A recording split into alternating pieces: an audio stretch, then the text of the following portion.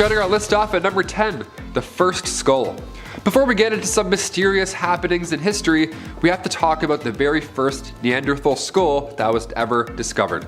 The discovery came about back in 1829. The skull was found in a cave near Angus, Belgium. Now at the time, they didn't even realize it was the skull of a Neanderthal. That knowledge came much later, around 1856. And at that time, quarry workers were ripping apart limestone in a Fedhover cave near the Germany city Dusseldorf. But this skull was found in Neanderthal, a small valley of the Dussel River. Yeah. Hence, the name, now we understand that.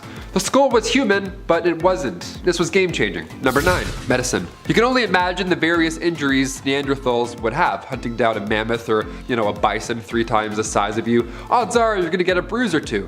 So what did Neanderthals do at this point? Well, that's what this pile of bones is for. Yeah, it's so dark, right? How did Neanderthals live so long without a pharmacy? All that yelling, no halls, that's gonna hurt. Neanderthals' medical skills are pretty similar to what our ancestors did. Herbal remedies, baby, that's it, herbal remedies. They managed fevers, but when the pain got too bad, chewing on a specific tree may have helped tolerate the pain. So now when looking back to these piles of bones, we find fragments of these leaves in their, dental cavities. We could study their teeth and be like, yes, I can see what you had for lunch. This makes sense. 40,000 years before penicillin, Neanderthals were chewing on aspirin. They were brilliant. Little dirty secret there. Number 8. Ancient art. Okay, here's where we're at with Neanderthals and art. First of all, we don't have actual representational art, but we do have symbolism. That's pretty close, and also just as fascinating in my opinion, especially when they look like this. These are eagle talons, right? They're about 130,000 years old. They were found recently in the Krapina Neanderthal site in Croatia. Now researchers believe that they were part of a jewelry set, like earrings, or part of a necklace. I couldn't even make this now with the YouTube tutorial. You know what I mean? Yet somehow civilizations were crafting this thousands of years ago. 130,000 years ago. That's crazy. Number 7. The Indus River Valley Civilization. What's now modern Pakistan was one of the world's earliest societies ever. It was also referred to as the Harappan Civilization, or the Indus. And they were actually quite large. We often hear about Vikings and how, there were thousands of them, or the 300 Spartan warriors. Well, the Indus were in the millions. Aside from the other earliest civilizations, Egyptians and Mesopotamians, they were considered the most extensive. The world's first ever dentists came from the Indus Valley. Something way more interesting than dentist facts is that when compared to Egyptian ancient cultures, the Indus never built any palaces or temples, right? Meaning, there were probably no priests or kings. But we still get to study ancient texts. Those are always fun and often confusing. The Indus Valley civilization had a language that we're slowly but surely deciphering. But even so, there's around 250 to 500 characters that still remain a mystery. So, we can figure out what these guys ate thousands of years ago, but we have no idea what they were saying. Signs be hard. Number 6, Göbekli Tepe. Just 6 miles from the ancient Turkish city Urfa, Göbekli Tepe is 100,000 years old. And they are these massive stone circles created by a civilization that predates Stonehenge by 6,000 years. We're convinced it's the world's oldest temple, a holy temple rather. This area in the world, now it may not be a spectacle, but thousands of years ago, you would be able to see the horizon in every direction from this point.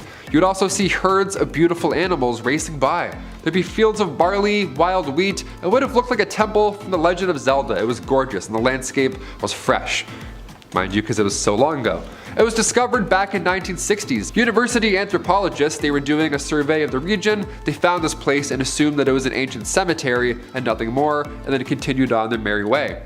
Then cut to 1994, Klaus Schmidt was doing surveys for himself, found the same site, and knew right away from the first glance that this was man-made.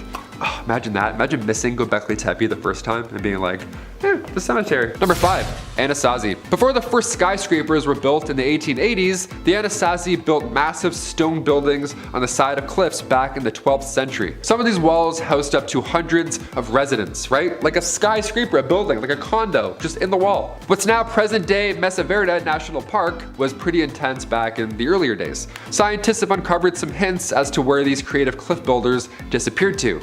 Well, violence. That seems to be the common denominator here. Yeah, the thing that's still going strong today, well, thousands of years ago, back in the 12th century United States, long-term drought led to the Anasazi to violence, and perhaps they wiped out each other. Other theories suggest that the Anasazi had to abandon their massive homes around the 1300s and then travel south.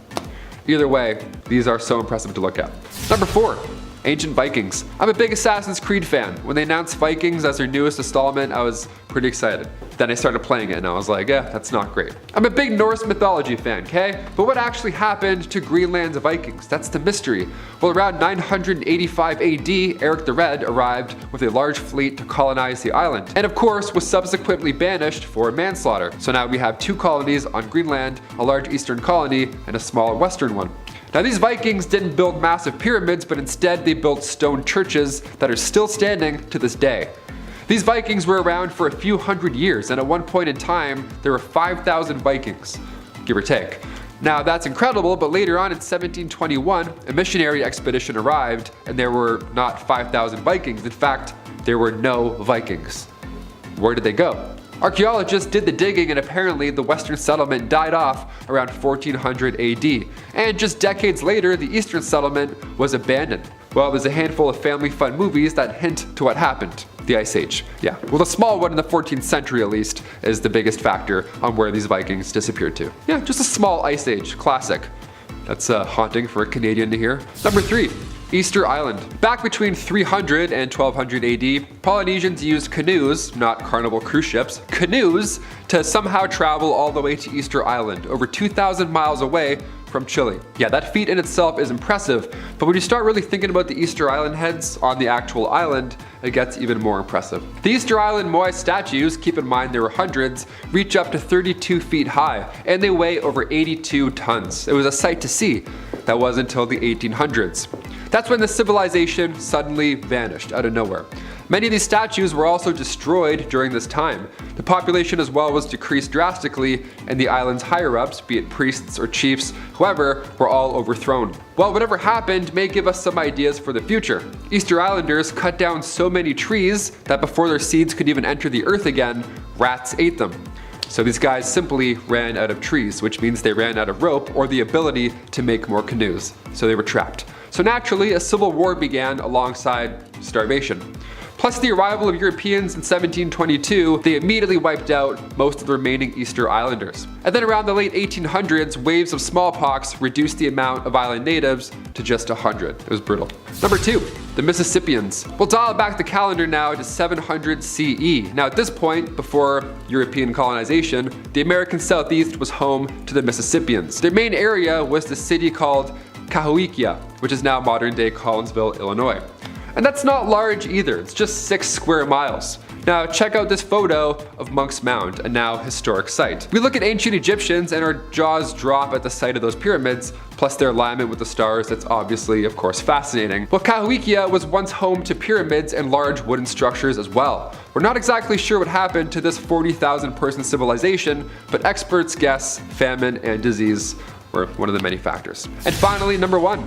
Clovis. Taking a look at some mammoth hunters for our last point here. Now this civilization is considered the first inhabitants of the New World. Pretty intense stuff. Hunters would use what's called Clovis points to get their next meal. They would use chipped flint, and they had to hunt bison, mammoths, deer, anything that had skin to be used for shelter and or clothing. In fact, this 10,000-year-old civilization may have disappeared at the same time as mammoths. After all, with these historical beasts acting as both your gear and your food, yeah, eating them ought to do some damage down the road. Not even an ice age was included yet, and already they're running out of resources. Kicking off the list at number 10, astronomy. You ever want to date somebody, but they're a Libra and you're a Gemini? Oh, ain't that the worst? Look, dating apps even have this now as a feature. You can write down what your symbol is, like, hi, I'm Kyle, I'm a Leo, and I love waking up early. Those are real bios for real people, and we have the Mayans to thank for all of this. The Maya studied the stars. They were the pioneers of our calendar, which I'll explain a little bit later on, but they also created lunar months. They figured that 81 lunar months added up to 2,392 days, meaning that one lunar month is 29.53 days, incredibly close to our modern moon month, which is crazy. They nailed it that long ago. They also studied Jupiter, Mars, and Mercury. They studied where each planet travels to and when. If you're a Libra, like me, smash that thumbs up. I'm a late Libra too. We're just trouble. We're the worst of the worst. Number 9, the Mayan calendar. It's 2022, which means the world thankfully did not end in 2012, but the Mayan calendar predicted that on December 21st, 2012, apparently it would be this massive doomsday. No meteors hit, that was all false, that wasn't a real thing. Thanos didn't snap any of us away, nothing like that happened. But that day did mark the end of their 5,125 year-long calendar. Yeah, and you thought you were a planner. Okay. The Mayan calendar is extremely accurate. Their calendar is 10,000ths of a day more exact than the calendar that the world uses today. They're that precise. We have leap years and stuff just to try and correct it. They used 20-day months and had 2 calendar years. They had a 260-day sacred round and then a 365-day year. Every 52 years, these 2 calendars would coincide with one another, and this was referred to as a bundle. Imagine if we still had this now, that'd be so confusing. Like 10, 9, 8, what are we saying? 7. Number 8, chocolate. When I visited the UK, the first thing I noticed was how much better your chocolate was. So good. I'm not sure what y'all are doing over there. Maybe it's just made with love. Who knows? But I'm a huge chocolate guy, and the UK nails it. Yeah, wash it down with some iron brew. Buddy, what a day. What a great day. The Mayans as well, turns out they loved chocolate. The Olmecs of Mesoamerica figured out how to consume chocolate, but the Mayans made it beautiful. They added some spice to it, literally. The Mayans would mix chocolate with water, chili peppers, and honey. They would make a spicy drink. Are you into this idea? Is this making your lips happy right now? Spicy chocolate drinks? My tummy can barely handle a pumpkin spice latte, let alone a Mayan milkshake. No thank you. Number 7, math. One of the earliest uses of the number 0 being in mathematics came from the Mayans. Thanks, awesome. They were super advanced in their mathematics, I would say for their time, but no, in general they were advanced. We're still trying to understand how they achieved what they did without calculators. It's impressive. They drew complex hieroglyphs on long strips of paper made from fig tree bark. They didn't have much to work with here, yet somehow it was still enough. The Maya numerical system only had 3 symbols. This was long before Bedmaz was born. They had 0, 1, and 5. That's it. You could literally count on one hand. There was a shell shape, a dab, and a bar. These numbers went from 0 to 19, and then they would count groups of 20. By time 36 BC rolled around, the Maya were introducing the concept of 0 into their numbering system. Thanks guys. I failed math twice because of those zeros. Cheers. Number 6, glyphs. Glyphs at number 6, 6 glyphs. One of the most advanced forms of writing when it comes to all these ancient Americans, the Maya were the most ahead of their time. They invented the glyph, which are these symbols that represent a word or a sound. Like anything else in this civilization, it's beautiful to look at, of course. The Maya used around 700 different glyphs. They're detailed, they're beautiful. A good amount we're able to translate today, but there's still a mysterious chunk that we're trying to figure out. The earliest glyphs engravings go back to the 3rd century BC, meaning that the Maya are the pioneers of writing in Mesoamerica. There are only a few civilizations where writing naturally occurred: the Mayans, ancient Chinese, and the ancient Mesopotamians. Number 5, rubber. Rubber is a fundamental. I mean, sure, the long-term effects for rubber are questionable in turn. Now we have literal pits full of tires, but where did it all begin? And why? The Maya created art, they looked to the stars and made calendars, but what did they do when they wanted to have a good time? Mayan meals were composed of maize, squash, and beans, with tons of crops. Turns out the Maya were the ones who created elastic, long before Mr. Goodyear over here. They made elastic from latex by mixing it with other plants. They really created bouncy balls, if anything. They took latex from trees and mixed it with vine juice. This was around 1600 BC, and you can't invent rubber balls without creating some. Number 4. Ball games. Yeah, imagine inventing a bouncy ball. You can now create any game you want. Any rules. You'll never lose again. How great is that? The Maya have pretty impressive ball courts. These games were all but fun, honestly. These were religious events. These games would last around 20 days on average, so I hope you warmed up that harm because you're going to be here for a while. The pressure was always on, also, from the overlords, as these courts were built at the bottom of a sanctuary. Yeah, hey, no pressure, but your ex is here with Zeus. Break a leg. The go-to game was called Pocketalk or Hodgepodge, and you had to throw a heavy elastic ball through a hoop. Instead of fist bumping at the end of the day saying good game, good game, good game, the losing side would either 1, not survive, dark, or they would have to give over all of their belongings, which also sucks. Yeah, a 20-day game, and then you'd lose all your stuff. That's horrible. What a horrible month. Number 3, art. Of course, we have to mention art. I'm not saying the Mayans invented art by any means. Each of these ancient civilizations had their own way of expressing the afterlife or life in general. Art was just everywhere. The Mayans specialized in decorating stone landmarks. There's only a handful of woodcut art pieces, but the most popular are these stone pieces from Copan and Corregua. They're extremely complex as well, obviously. Look at these. Rock climbers couldn't even get their fingers in these greaves. You know what I mean? Like, that's crazy. Yet somehow people made them. These zoomorphs here are giant rock sculptures created in the shape of animals, which are always fun. And of course, the Mayans are also famous for their wall paintings dating back to 200 BC. One of the most well preserved is at Bonampak. Look at this. This is incredible. We often look at Egyptians and their art, but this is incredible too. Often overlooked. Number 2. Laws. The Maya made their own ball games, they made their own rules, they made chocolate their own way, but they also created law and order. In a time where food and shelter was sparse, you would think it would be a lot like the Dark Ages, just a bloody mess, you know, full of thieves and bodies and bad stuff everywhere. Well, when you're the first civilization to create the death penalty, everybody is pretty well behaved afterwards. More than fair, yeah, fair. Taking the life of others was uncommon because of these harsh laws. I mean, you remember how those ball games would end, right? Yeah, imagine crimes. If you were to take the life of another, say you lost a ball game, all your goods are now gone, you react in a horrible way, well, who comes knocking at your door asking questions? Who says you're now a suspect? Sherlock Holmes? No. Say you live with somebody and they commit a crime. Well, not only are they now gone after they get caught, but the victim also gets your land. They get all your goods, cattle, your home, everything. So whoever lives with you as well, you better pack your rubber balls. You're out of here. You don't live here anymore thanks to Good Game Gordo over here. I'm glad certain things stuck around, like the law and order part, but imagine being evicted because your roommate stole some beans. God damn it, Craig.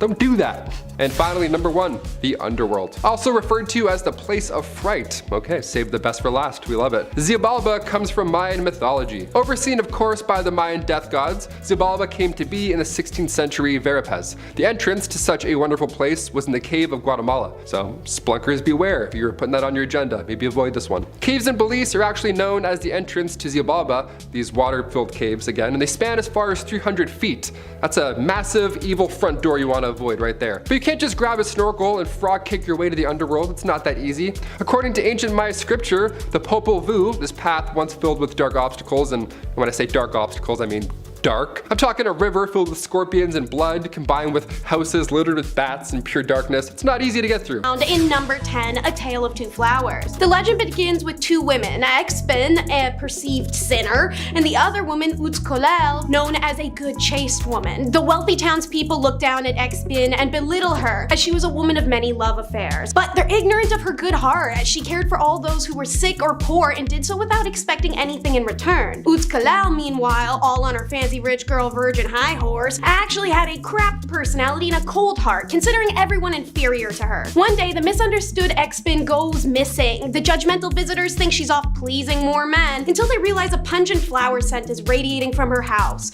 Nosy, they go check what the perfume is and find Expin dead. Flowers had fought their way through the floorboards to grow around her. The villagers are aghast, but Utskolal insists it's a demon's trick, and assures them when she herself dies, it'll smell even sweeter. Psych. When Utskolal dropped dead not long after, the villagers knew almost immediately because the stench radiating from her home was unbearable. Even flowers placed at her grave wilted and died the next day. As legend goes, Expin was reincarnated into the beautiful, sweet-smelling hedge flower. Utskolal, however, that uppity B-word, got turned into a cactus flower that smelled like straight butt. Enraged that she was not as divine as she insisted she had been in life, Utskolal called upon the spirits to make her a woman again, wanting to find love affairs as Expin had, assuming her power came from them. But Utskolal's heart could only be evil, and therefore the spirits could only turn her into a half-woman, half-demonic spirit whose name I won't say. Now she wanders, wearing a white dress with large black eyes, and lurks near trees and hedges at night seeking out men. She'll have intercourse with them before taking the form of a poisonous snake and devouring them, or ripping their hearts from their chests before throwing them from cliffs. Pretty hardcore stuff, right? Well, get ready for number 9 then, the story of the man goat.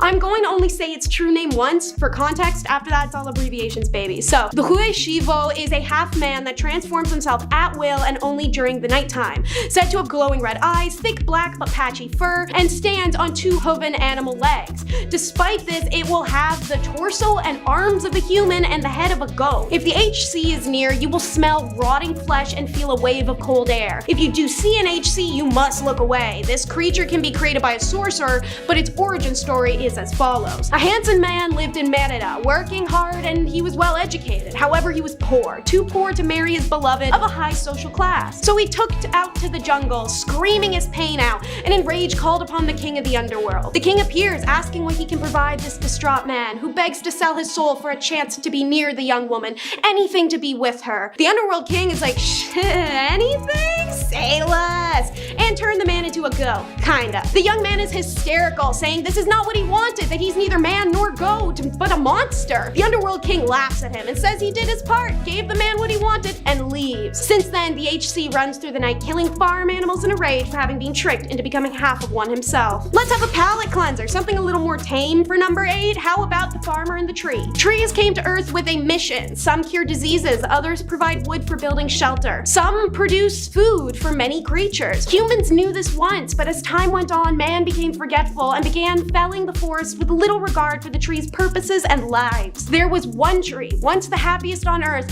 that watched all this deforestation and destruction and became incredibly depressed, watching the destruction grow closer. Finally, the logging reached his part of the jungle and a farmer came, ready to put his axe through him. As the farmer swung, the tree found its voice and screamed out, "Not me," in fear. The farmer freezes alarmed and stares in awe at the great tree, asking if it's true that it had just spoken. "We can," the tree replied. "My name is Sirikote. Trees are the connection between the heavens, the earth, and the underworld, and we can talk in times of desperate need." "Why didn't the other trees say anything when I came to cut them down?" the farmer asked, confused. "I don't mean any harm, but we need the land to grow food." "Their mission was different," explained Sirikote. "Their purpose was to gift their wood, but mine is not. You can plant your crops, but keep me around, and soon enough you will learn why." The farmer hesitant did as he was told. Patient, he tended to the plot and took care of the tree, and the tree grew tall and its foliage wide. And when the time came, it produced delicious fruits that fed the farmer's family and the animals that lived around. Number 7 is the story of the rabbit and the shoe. Long ago, animals lived together in harmony in a single mountain cave.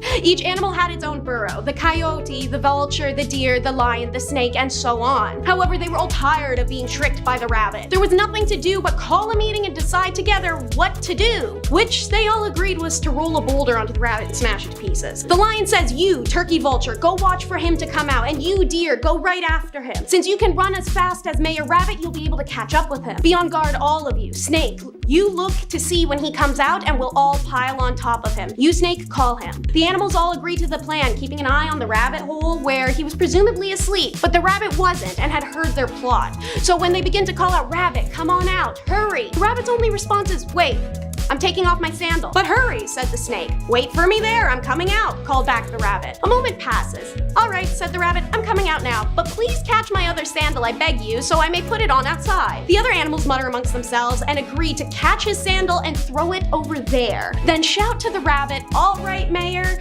throw out your sandal." The turkey vulture caught the sandal. He gave it to the deer and the deer threw it away. They were all too busy shouting at the rabbit's hole to realize it wasn't his sandal they had tossed away, but the rabbit himself. Finally, they send the snake into the hole in the raft, and the snake shouts, "He's not here, he's not here." "He's not here? Maybe it was him we threw," said the lion. "Did you notice if it was his sandal you threw away?" he asked the deer angrily. The animals begin to fight amongst themselves and begin to kill one another in a rage. Meanwhile, the rabbit from far away laughed at their bloodshed and the lie, and lives to be the trickster to this day. Number 6 is the story of the turtle baby. Long ago, there lived a very old woman, the oracle of an ancient Mayan world. But alas, the price for her rule was her fertility, and the woman craved motherhood in her old age. One day, the fertility god Chikan appears and tells her to visit her local synoids every day in search of a very large turtle egg. The oracle did, until one day she found the egg and brought it home, from which emerged a tiny green dwarf with bright copper hair. The oracle treasured the strange son and raised him with love until he was a man. But he was a curious one, and one day approached the cauldron his mother forbid him from. Inside was a gourd rattle, one so loud and powerful the oracle herself made a prophecy that should it be played, a new king was to be crowned, sound, and guess who played it? The king, as does the whole kingdom, hears this rattle and is immediately enraged. Hunting down the sun, he demands he face 3 tests. The first was to build a long white road, which the sun does with the help of the gods. The second test was for the sun to build the tallest building in the land overnight, otherwise be killed. The sun, unsure of what to do, lays on the earth to contemplate, but when he wakes, it's on top of the largest pyramid in the land, built for him once again by the gods. For the third and final test, the king asked the sun to place a hickory on his head and then break it with a spearhead. The dwarf passed this test because he had a hardened plate the oracle mother had wished upon his head as a babe. The king, however, did not have a hard head, and trying the challenge himself, dies. Thus the sun is declared the king. How about we learn of another creature for number 5? It's the cisimite. That's my one name drop. I'm gonna be calling it Cis from here on out, even if it doesn't exactly suit the visual aesthetic of a horrifying deformed Bigfoot. That's essentially what this creature is, a shaggy 6 to 8 foot tall Mesoamerican monster with only 4 fingers and no thumbs, backward facing feet, and no knees. Its face is ape-like with teeth of a jaguar, and it can only communicate through howling screams. As a result, the Cis craves to gain the power of speech like humans. Ellen Danien, the curator of painted metaphors, wrote, if a woman sees a Cis, her life is indefinitely prolonged. But if a man never lives more than a month after he's looked into the eyes of the monster. That doesn't mean women are safe, however. It's said that Cis targets and steals human women,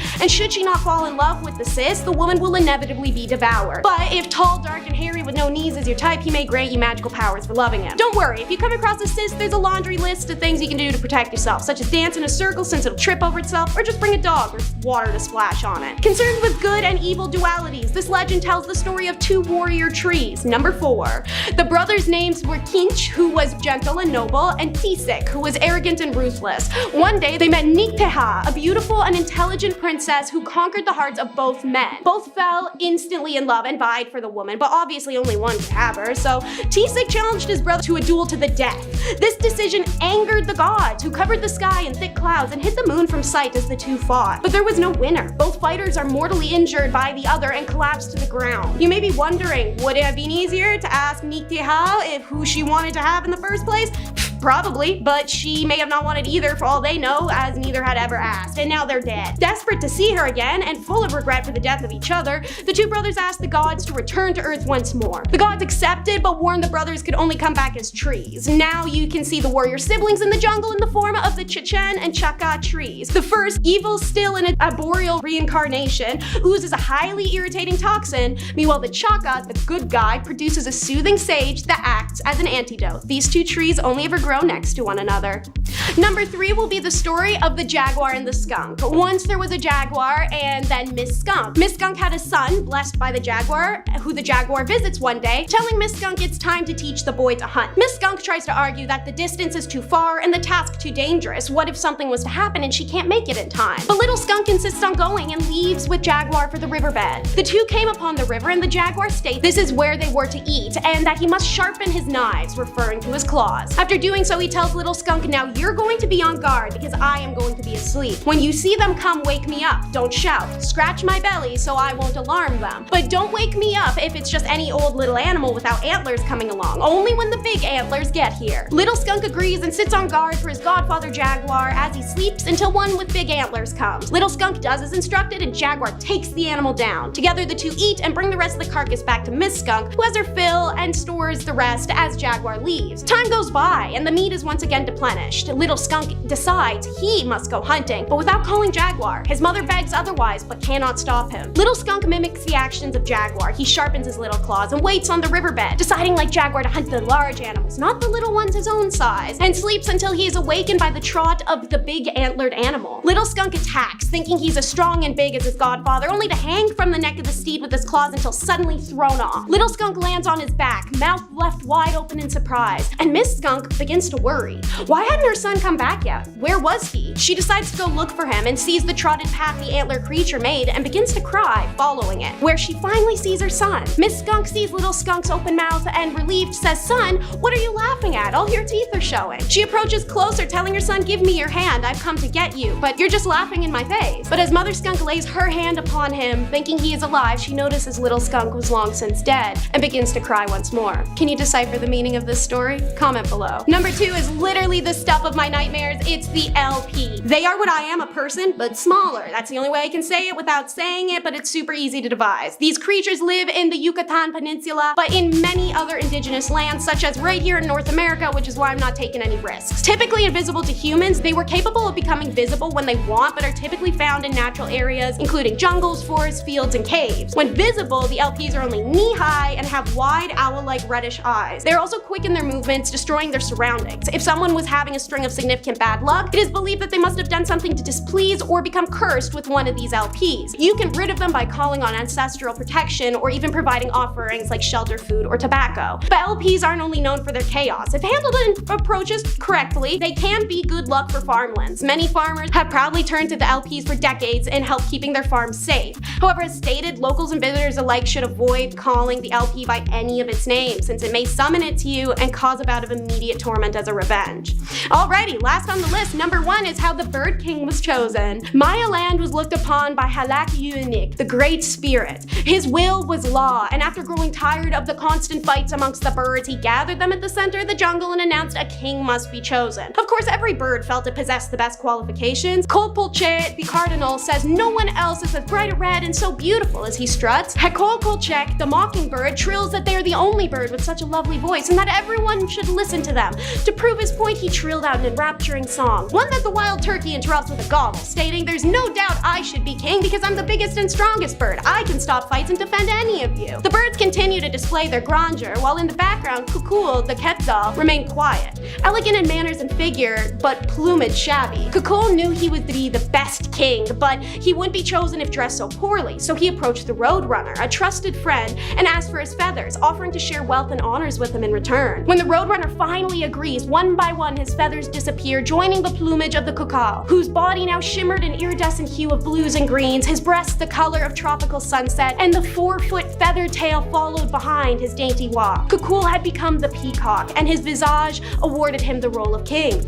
The birds return to their respective homes and Kukal to his new duties, but the peacock becomes too busy and forgets his promise to the Roadrunner. A group of birds soon seek out the missing Roadrunner to find him naked and nearly dead from the cold. Together the birds give him honey and each take feathers from their own plumage to give to him. The Roadrunner told his friends of the cruel deception of Kukul and kept repeating, "Where is he? Where is he?" which in Maya sounds like Pahoy, Pahoy, the call of a Roadrunner. And that's why today the Roadrunner's feather remains so oddly colored and patchy and patterned. The bird always watching the Maya roads, searching for the Quetzal that stole his plumage, shouting out Pahoy, Pahoy as he searches. It's an orderless list as we start off with the Khmer Empire. Like a video game, I'm gonna give y'all their stats. So, where? It's across today's Vietnam, Cambodia, Laos, and Thailand. When? 800 to 1400. Strengths, advanced water system, strong economy, natural resources. Weaknesses, uncontrollable population, rival civilizations, overexpansion. Fun fact, the Khmer Empire only lost one major naval battle in 600 years. Hella relevant, seeing as the Khmer Empire really embraced that whole water is life thing.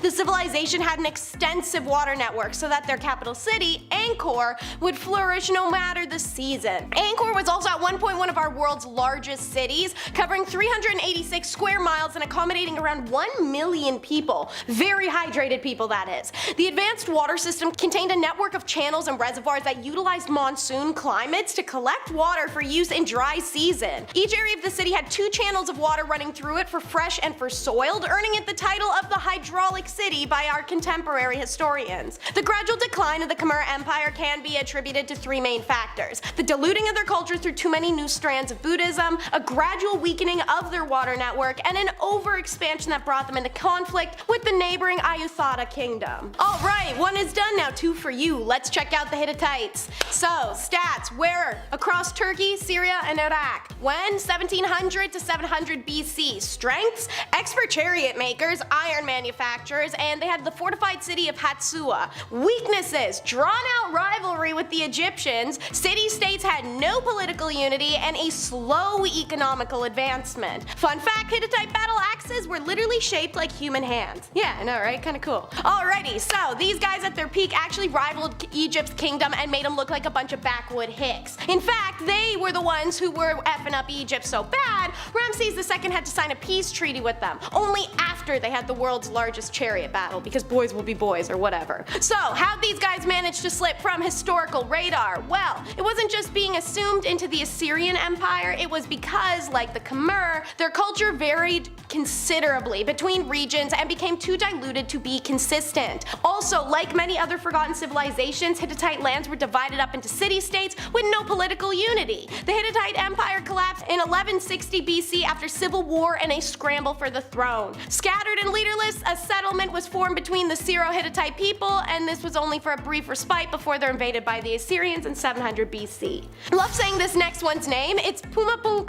Stats: where? Tiwanaku, La Paz, Bolivia. When? Somewhere around 500 CE until question mark. Strengths: precision carving and advanced architecture. Weaknesses: being accused of having aliens help. Fun fact, in Amara, Pumapunko means the door of the puma. Pumapunko was a city already abandoned when the Incas conquered the area in 1470. Predating that, we have no idea who built it and what happened to them. Alright, segment done. Moving on. No, not really, but could you imagine? Yeah, no, so it was already empty when the Incas came there, and they spared no expense incorporating Pumapunko and the rest of Tiwanaku City into their empire, believing it to be the place of their deity of creation, and where that deity created the ancestral people of all ethnicities and sent them out in the world to populate the respective lands. So, Incas believed the fallen stone portraits near Pumapunko to be the models of those first humans from the creation myth. These stone figures, however, are just depictions from the city's former rulers. The exact origin and age of the site is endlessly disputed. As archaeologists know, Pumapunko was a thriving ancient town originating from somewhere around 500 to 600 CE, and it's got mankind's most incredible stonework. Each is cut in such a precise way that they fit together perfectly and lock into each other. Not even a razor blade can slide between them. Naturally, their perfection is all the evidence ancient alien believers need to grab the tinfoil hat. May recognize this next name, it's Aturia.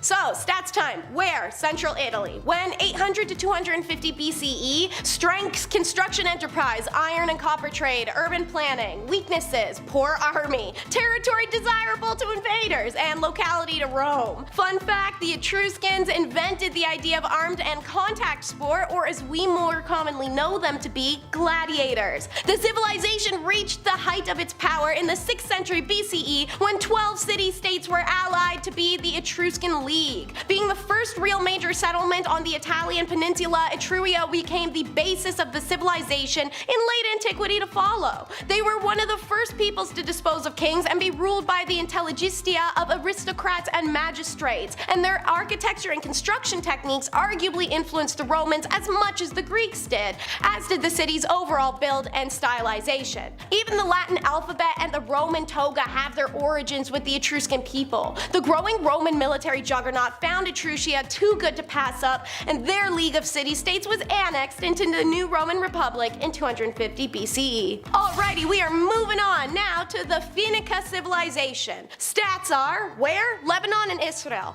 When? 4000 to 332 BCE. Strengths: peaceful and diplomatic city-states, maritime strength, dye and metal production. Weaknesses: minimal military strength, no real capital city or stronghold. And the fun fact is that the ancient Olympic Games started in Vinka. So, Vinka is known as Canaan in Hebrew and is named after the Phoenicians, a Greek word for purple, due to their production of the purple dye, which would later become the color of royalty and aristocracy in Greece and Rome, and actually a lot of other places. They were the greatest pioneers of sea travel in the ancient world, arguably, and were a peaceful people, never having had a civil war. Equally unknown to many, they are credited with the founding of Carthage, a city that would actually become a major center in both the Carthaginian and Roman empires. This peaceful and diplomatic reputation helped them stave off invasion for a prolonged period, as did their openness to trading and befriending pretty much any nation they came across, as far as Spain and Portugal. Prior to Alexander the Great's conquest, the Persians invaded Vinka lands in 539 BCE, but the Macedonian invasion following that was more devastating. After that decline, the Phoenicians became a Roman state in 64 CE and developed a Hellenistic society. Shuffling our way forward, we're now doing Assyria. Stats: where? So, Iran and Syria. When? 2400 BCE to 1300 CE. Their strengths are technological advances, iron weapons, and emphasis on education. And their weaknesses: proximity to other strong kingdoms, and their administration spread a little too thinly. Fun factoid, Assyria contained several zoos as one of their kings was obsessed with animals. And not only were they the pioneers of animal domestication, but Assyrian unique policies policy for defeated powers was to not incorporate their people into the nation, but deport them and ensure there's no rebellion under their rule, which is literally the smartest thing I've heard from an ancient civilization. Instead of just taking the whole bunch of people, just leave them there. Exceptions were only made if the individual or group was believed to be of greater use to the Assyrians, such as scholars, because one of the Assyrians' greatest achievements was in education, as the school of Nispis is believed to be the first ever university. The Assyrians were also attributed with building some of the first aqueducts and arches, hundreds of years before the Romans, and introducing the modern idea of keeping time. The final Assyrian demise is shrouded in mystery, but it's believed they entered a dark age in 1300 after constant wars with the Byzantine Empire. After their empire crumbled, their civilization saw a mass influx of Jewish and Arabian people, and in came high taxes on the Christian Assyrians, who mostly folded under the pressure to convert to Islam. As the Assyrians were ethnically distinct from both Arabs and Jews, this effectively ended the idea of being Assyrian. I mentioned this civilization in a recent video and a little bit before. Let's regroup with the Tiwanaku. This civilization proved you didn't need an army to survive. Stat time: where? Bolivia. When? 500 to 900. Strengths: good agricultural location, construction techniques, expert farmers. Weaknesses: no writing system, overuse of their farming land, no military presence. And fun fact, Tiwanaku cities were so grand that when the Incas discovered them, they believed they were made by the gods. So, Tiwanaku had colonized both Chile and Peru. They were a multi-ethnic society who had settled in the upper reaches of the Andes and now are remembered for the remarkable monuments that still stand today, as well as their underground drainage for fresh and soiled water, paved streets, and cities that were planned in a grid system. Tiwanaku became expert farmers and pioneered a method of farming known as flood-raised field agriculture, which used an effective system of irrigation. This well-fed population of over 10,000 allowed the Tiwanaku to expand into many other areas of South America. The civilization was at its peak of its powers in the 8th century, but mysteriously ended in the 9th. No one's quite sure why the Tiwanaku disappeared, but it's believed that they, as well as other similar culture known as the Wari, were victims of a dramatic shift in climate which devastated crops and caused a mass starvation. As they had no writing system, the Tiwanaku are truly a forgotten civilization. Always a fun word to say. Minoan life is next. Stats: where? Crate. When? 3000 to 1100 BCE. Strengths: bureaucratic hierarchy, shipbuilding, knowledge of metallurgy. Weaknesses: weak military and natural disasters. Your fun Minoan fact is that the Minoans had a sport that involved jumping over bull's horns. Of all the lost civilizations, the Minoans may be the most mysterious. Arguably the first European civilization, they first settled in Crete in about 3000 BCE and remained isolated there for literal centuries before establishing trades. Minoan culture originally had no centralized government and a flexible ruling system with large grand palaces acting as a key area of administration. Their tombs, known as tholos, were a key architectural feature along with their paved road system, running water, and pottery that were later incorporated by Greek and Roman civilizations. By 2000 BCE, kings had assumed control of the island, signaling the beginning of a bureaucratic system and social hierarchy, and women also played a large role in that society, serving as administrators and priestesses, and they had the same rights as men. It's that kind of unity that made Minoans very remarkable. But womp womp, around 1700 BCE, an earthquake rips Crete a new one and destroys most of the island's settlements. They managed to recover from this natural disaster, but now had the Greeks and the Mycenaeans threatening trade interests. Their luck got even worse when in 1375, the island's largest city, Knossos, was devastated and crippled the Minoan people, who were dispatched by an oncoming invasion in 1100 BCE. Oh yeah, ladies, homies, and gents, it's Indus Valley time. What are their stats? So where? India, Afghanistan, Pakistan. When? 3300 BCE to 1300 BCE, and in its mature form, 2600 BCE to 1900 BCE. Strengths: extremely advanced mathematics and metallurgy. Weaknesses: natural disaster, overpopulation, failed trade. Fun fact, unlike other ancient civilizations, archaeologists have never found any evidence of palaces or temples in the Indus Valley, which suggests that there were no priests or kings. The Indus River Valley civilization of 3300 to 13 BC was also known as the Harappan civilization. They were important innovators, but little is understood about the Indus script, and as a result, little is known about the Indus River Valley Valley civilization's institutions and system of governance. What is 100% known is this was likely the most advanced ancient society there had ever been. So, what could have made it end? Historians believe things start to fall apart in 1900 BC, and by 1700 many of the Indus Valley cities had been abandoned. Trade was very important to their civilization. Their main trade partner was Mesopotamia, and around the time the Indus cities started to fail, Mesopotamia was going through huge political problems and their trade networks collapsed. This would have had a big impact on work, thus money,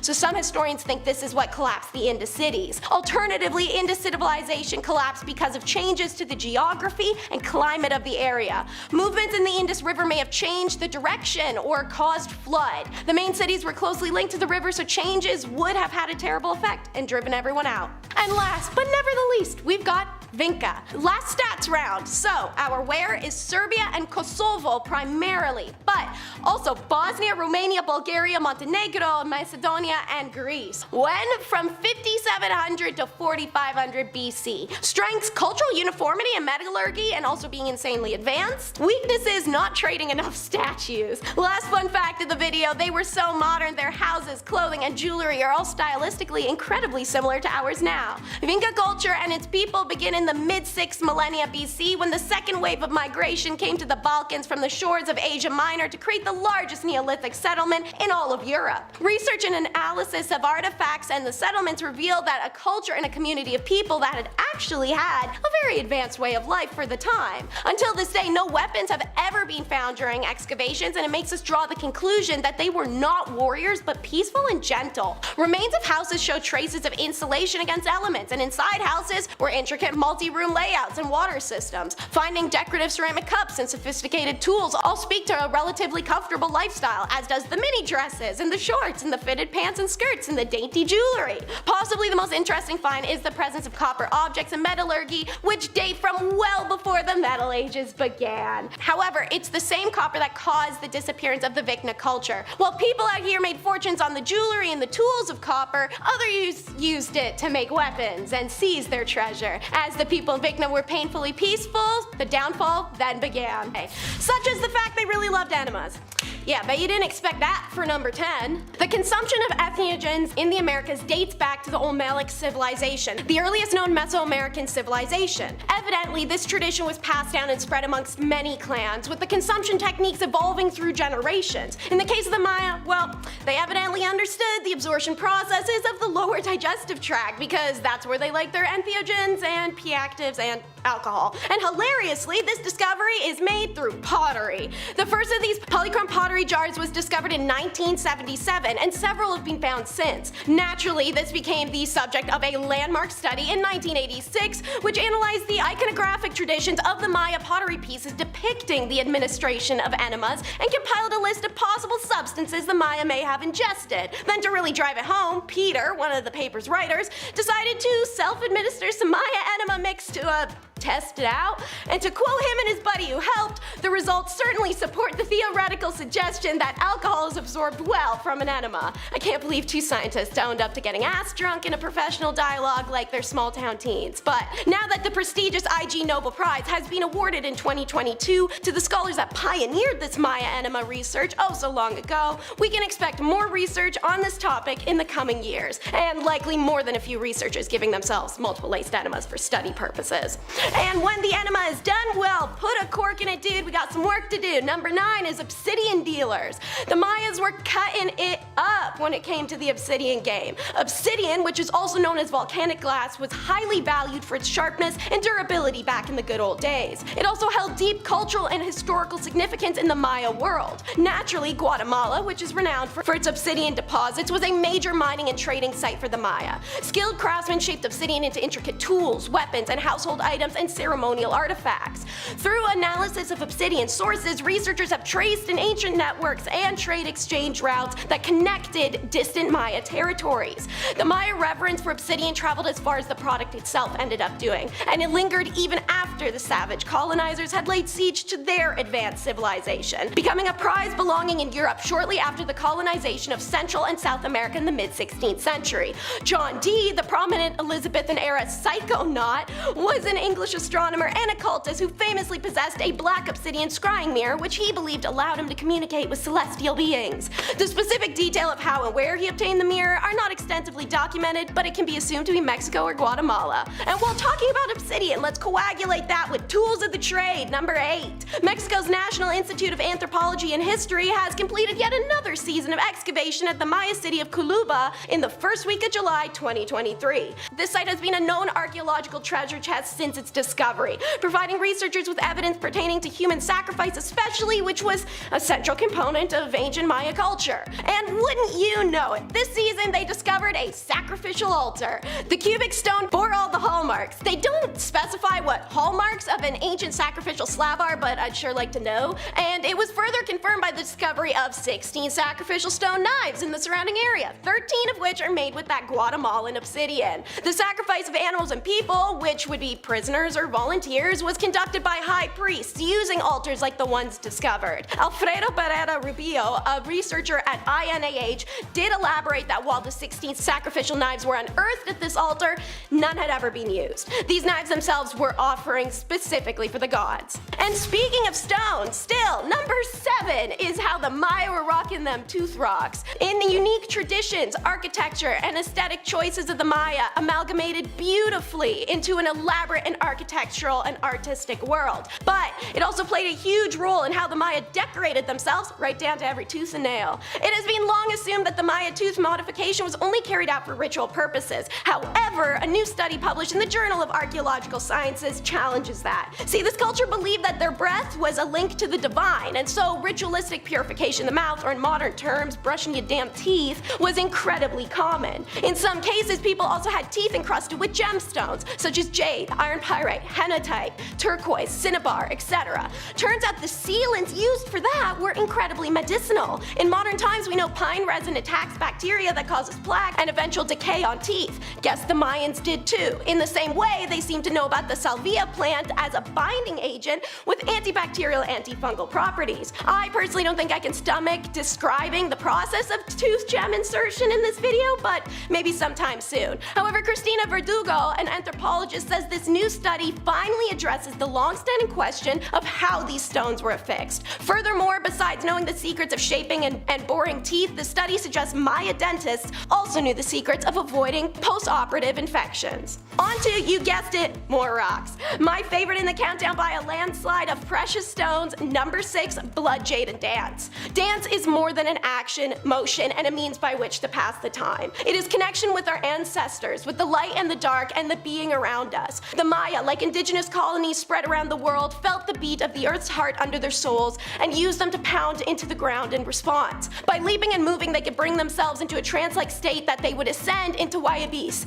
aka spirit companions. The Maya would often cut themselves with sharp spines, bones, and blades to release their blood before dancing, helping bring on those transcendental experiences through sheer exhaustion. And when making a divine connection, would you not be dressed to the nines? I'm talking masks, paint, feathers, wheat, all entangled and weaved into elaborate colors and patterns. And stone. Heavy, heavy, heavy stone. Such as a 5-pound jade head pendant that had been found at Unacal, which would have once hung off the belt of a Mayan elite as he danced. And this Maya elite, like many others, would dance with an average of 25 pounds hanging off their body. The jade head pendant is more than just a belt piece as a result. The Maya had a concept they called kuk. Originally translated, it means burden.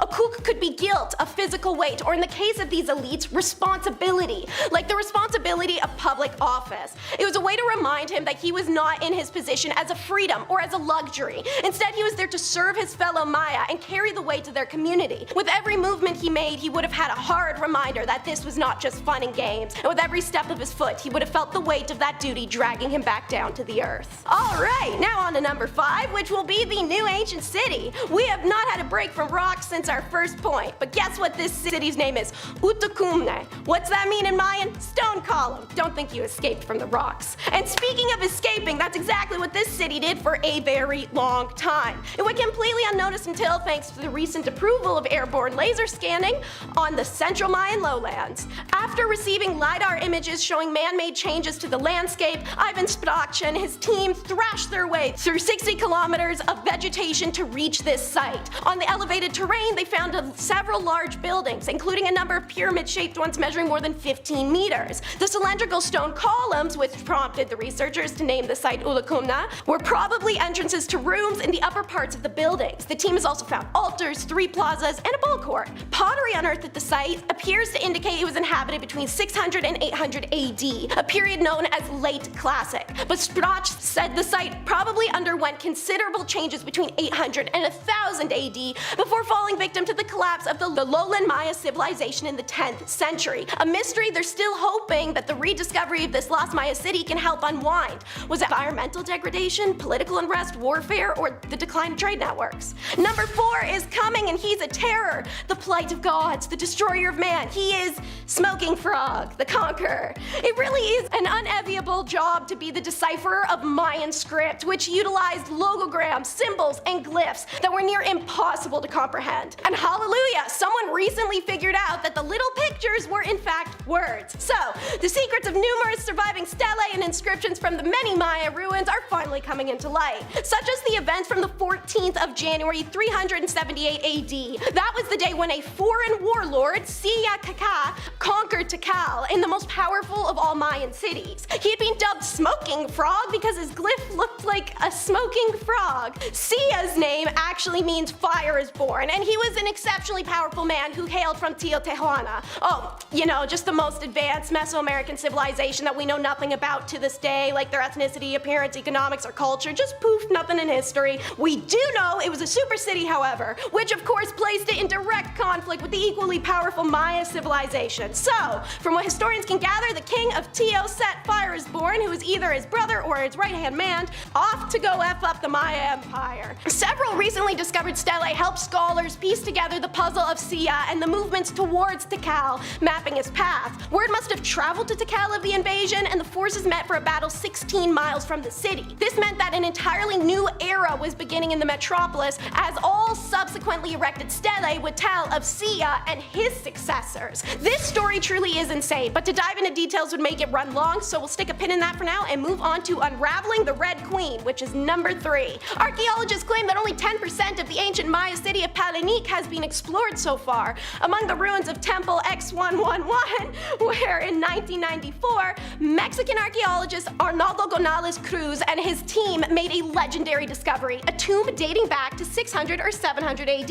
Excavations were being carried out at the temple to discover its construction sequence and the methods used in building it, with no prior knowledge of burials there. Then they stumble upon what's starting to seem like a big old tomb, attention focused to cleaning its area, and they discover a small blocked up door on a second level of the temple plaza. When they remove the block, it reveals a long corridor leading to one of the best preserved galleries discovered in Palenque to date. A few meters later, and there she was. The sarcophagus was a massive square of limestone, and inside was the remains of a noblewoman and other objects painted and powdered with red cinnabar, earning her the name the Red Queen. This is the richest known burial for a female Maya leader. She has a headdress of green stone and shell, a collar of shell and bead, a diadem of apple green jade loops, and then there's the funerary mask, with obsidian eyes conveying a striking sense of the presence of a queen. Inside the sarcophagus, archaeologists also discover a seashell with a small limestone figure in it, which is pretty cute. Oh, and then there's also some guy buried in the chamber too, but it's assumed he's a servant sent to the afterlife to serve her. He's just Ken though, so back to Barbie. Researchers found that she lived between 600 and 700 AD, and while her name is nowhere found in the tomb, Gonzalez Cruz believes that she was Tizaki Awa, the wife of Pakal and the grandmother of the last Mayan king. The remains of the Red Queen were returned to Palenque in June of 2012. She couldn't be reburied in her original tomb due to the high humidity, so she's reburied in a different one close to the location of her ancient home. In July of 2018, her funerary finery, including the burial jewelry and the death mask, were restored by archaeologists and historians and put on display in Mexico City. Speaking of the dead, number 2, the entrance to hell. When the meteor that destroyed the dinosaurs landed, it landed and hit the water near Hucanta. Sands there became porous, turning most of it into thick rock, but also giving it the ability to waste away with time and form sinkholes, aka cenoids, which people like to swim in on vacation, and Mayas believed were literal access to hell. So, Gilmore de Anda's team spent 5 5 years looking at 450-year-old historical records from the Spanish Inquisition to locate a series of sacred caves believed to be the Hell Passageway. The Spanish had been outraged that the Mayans continued practicing their old religion even after the persecution, so they used court trials to make them reveal the locations of the places where they performed ceremonies. That testimony leads Deanda to X on the map. Among Deanda's discoveries are broad, perfectly paved underground roads stretching 100 meters, a submerged temple, walled-off stone rooms, and the confusing crossroads of legends. In one chamber it's impossible to move without slashing your skin, which is a representation of the Room of Knives. While Deanda has not yet encountered a specific jaguar chamber, jaguar bones have been found in at least one cave. Subterranean roads interrupted by deep pools of water may signify the rivers of blood and pus. Why go into the trouble of reproducing a hell?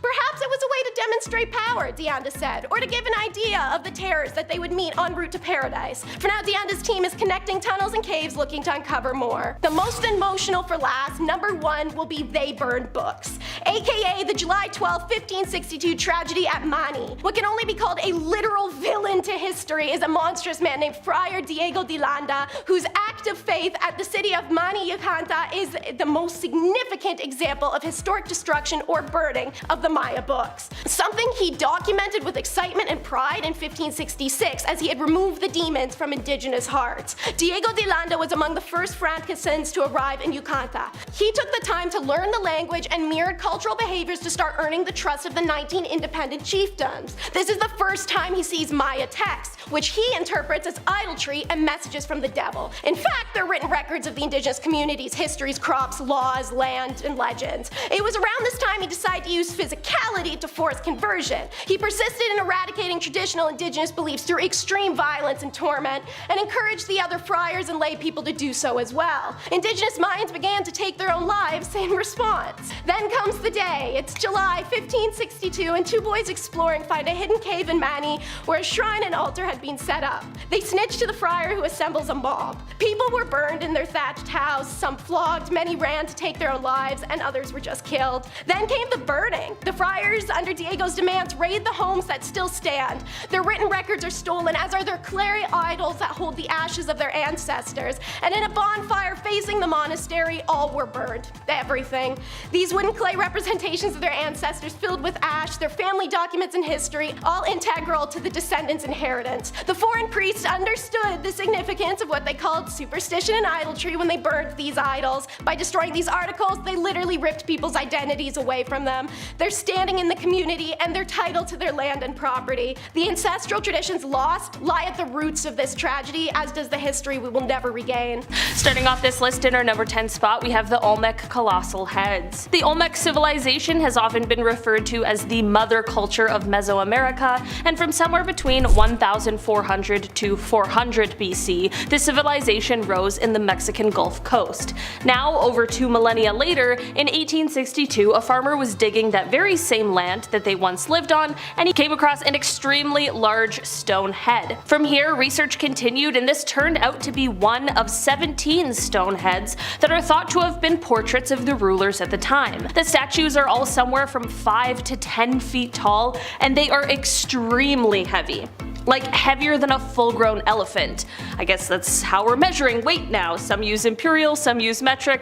I use elephants. The reason it is believed that these stone heads were made to model rulers of the time is because they all share similar features, but they are each made with different expressions, slightly different facial features, and different headdresses. While the first discovery of the stone head was close to the source of the basalt stone that was used to make them, most of the heads are like 60 miles away from there. So we have absolutely no idea how these ancient people were able to make these stones. We just know it wasn't an easy task by any means. In our number 9 spot today, we have the works of old men. The works of old men are structures that were first observed from the air by a British pilot in 1927, and they are located near the Azraq Oasis in Jordan. There are hundreds of these wheel-like structures that are each over 80 feet wide, some even as large as 200 feet. These huge structures have been dated back so far that they might just be the oldest man-made creations that we have ever found. While this is all amazing, we have absolutely no idea what they are or why they were created. The theories range from things like sun tracking to cemeteries to some sort of spiritual relevance, but we really just aren't sure. While things like this are incredible finds, and it's amazing that some of the first man-made things still exist on our Earth, it is so crazy how we have no idea what they are or how to use them, and unfortunately, especially because of the fact that it's been thousands and thousands of years, it's most likely that the mysteries surrounding them are totally lost with the past. In our number 8 spot today, we have the Siege of Masada. The Siege of Masada took place in 73 AD after the fall of Jerusalem, and it was one of the final events of the First Jewish-Roman War. The event took place on and around a large hilltop in what is now current-day Israel, but here's where this ancient mega project comes in. The Romans began to build a massive earth ramp on the western side of the fortress of Masada. They managed to build it all while under the constant fire from those defending the area, and it was still just under 2,000 feet long, and it rose up 200 feet in the air. After building this ramp, they then managed to push a siege tower up the ramp. This ramp does mostly still exist, and basically what they ended up doing was like extending the size of the mountain that Masada was built on. It is absolutely insane that they did all of this just to capture people. All of that for like 960 people. Imagine if we had ancient Romans now. Suddenly all of our cities would be actually accessible. Ramps for everyone. In our number 7 spot today, we have Stonehenge. Perhaps the most famous of all of the monuments on this list, this prehistoric monument is located in England, and it is a set of stones that are oriented towards the sunrise on the summer solstice. This stone monument is thought to have been created somewhere from 3000 to 2000 BC, and it truly is one of the most famous landmarks ever. Stonehenge is thought to have been an ancient burial ground right from early in its creation for somewhere around 500 years. There are many theories surrounding this incredible monument regarding who could have created it, as experts just aren't quite sure. Since this was from a time before we had written records, we may just never know. Maybe this one is just destined to stay a mystery. In our number 6 spot today, we have the Yonaguni Monument. Just off of the coast of Yonaguni, Japan, there is a diving location that was first discovered in 1986 by a diver. He noticed some strange sort of formation that was located on the seabed that looked as if it could be some sort of structure, so he swam down to go and investigate. When he went down and didn't find any more answers to his questions, he of course had to spill the tea on what he had stumbled upon. When researchers heard about this, they ended up diving down to check out what this formation could be, and thus the Yonaguni Monument was officially considered discovered. This monument, which kind of resembles stairs made for giants, is made of sandstone and limestone, but there's one super mysterious thing about it. Experts cannot agree on the origins of this thing. Some people believe it was a naturally occurring formation, while others swear that it was man-made.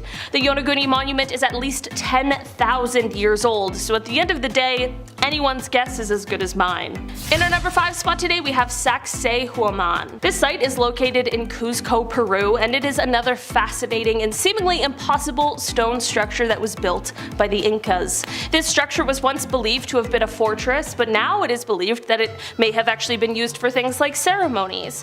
Why this is another incredible creation is because of the fact that we can't quite figure out how it could have been built. The stones in the structure fit together so perfectly that they are able to stay together without anything holding them in place, and they've done so for years.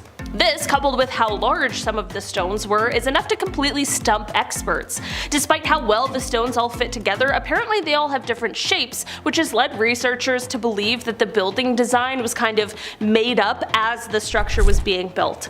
Imagine that, just improvising building a structure and it lasts for hundreds of years and goes on to stump humanity for a while. I'm just saying, that's pretty cool. It becomes more and more apparent how talented and brilliant the Incas really were. In our number 4 spot today, we have the Nazca Lines. If you were to head to the Nazca Desert, just about 200 miles southeast of Lima in southern Peru, you'd find the most famous geoglyphs in the world, the Nazca Lines. Researchers believe that these lines might be something like 2 millennia old, and other than how they are incredible works of art, they are also completely baffling. The geoglyphs are more than 800 long white lines etched into the desert, as well as 300 geometric shapes and 70 different animal figures. The biggest shape stretches about 1,200 feet across, which leads to my point about why these lines are so incredibly fascinating.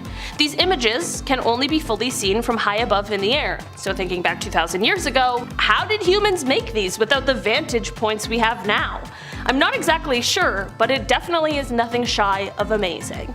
In our number 3 spot today we have Göbekli Tepe. This is a pre-pottery Neolithic archaeological site that is located in Turkey. This site has been dated back all the way to somewhere from 9,500 to 8,000 BC, making it the world's oldest known megaliths, which is just incredible. The site is comprised of a bunch of large circular structures that are being supported by massive stone pillars, many of which are decorated with abstract anthropomorphic details and things which has provided rare and valuable insight into the prehistoric religion and the iconography of the times when this was built. One of the most amazing things about this area is that it was first used at the beginning of the Neolithic period, which marks the oldest human settlements anywhere in the world. It has been called the world's first temple, and it was used by groups of nomadic hunter-gatherers from a wide area. Without a doubt, this was one of the best archaeology finds of our modern society, and it gives us just a glimpse into what life was like in prehistoric times. In our number 2 spot today we have the Lothagam North Pillar Site. One of the most incredible archaeological finds in Kenya led to a, well, it wasn't exactly a horrifying discovery, but it certainly was very unexpected. Around 5,000 years ago, a tribe of herders paused by a lake in what is now Kenya in order to bury their dead. This ended up turning into one of the most massive and monumental construction projects Africa had ever seen, which is no easy feat. For 450 years they dug into the bedrock, piled up slabs of sandstone, and buried their dead for generations with ritual ceremonies, and this led to what researchers now consider the earliest and largest monumental cemetery in Eastern Africa. Here's the one kind of unexpected thing that they found here at this site though. Along with the bodies of those who had passed, researchers also found 405 gerbil teeth at this site. As it turns out, there's a perfectly reasonable explanation for this, and it's because they were used to make a headpiece for just one of those who had passed away. This site might not be as large and tall as some of the other monuments like the pyramids in Giza, but what makes them the most remarkable is that this site was made by the people for the people. Not for emperors or kings and queens, it was for tribe members of every age and gender buried alongside each other. In our number 1 spot today we have Skara Brae. This is an area that is located in Scotland, and it was found in an exceptionally surprising way. In 1850 there was a huge storm that hit Scotland, and it was so bad that around 200 people passed away from it. The next day, however, once the storm had passed, residents of the Orkney Isles began to notice part of the cliff had dislodged, but it uncovered a sort of hidden settlement. Tests were able to date the site back from 3,200 BC to 2,200 BC, and it was shown to have been inhabited for about 600 years. There were round stone homes here, and the roofs were made out of whalebone and peat. The design of this little city suggested that there wasn't a hierarchy, but rather a group of people living peacefully as farmers, herdsmen, and traders. While the site is small, the houses are in quite great shape for the amount of time it's been. This little settlement is Europe's most complete Neolithic village, and while it is older than Stonehenge and the Great Pyramids, it's been called the Scottish Pompeii because of how well preserved it is. No one is exactly sure why the residents of this village abandoned it, but it is likely that a change in climate is somewhat, if not fully responsible, and a storm might have been the reason those living here had to leave in haste, which is deduced by how all of their belongings were left behind. Starting our list off at number 10, the first skull.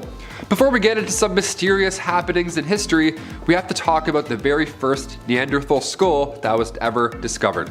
The discovery came about back in 1829. The skull was found in a cave near Angus, Belgium.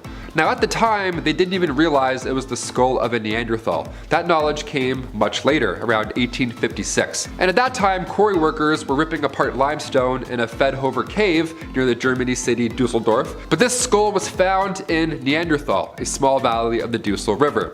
Yeah. Hence, the name, now we understand that.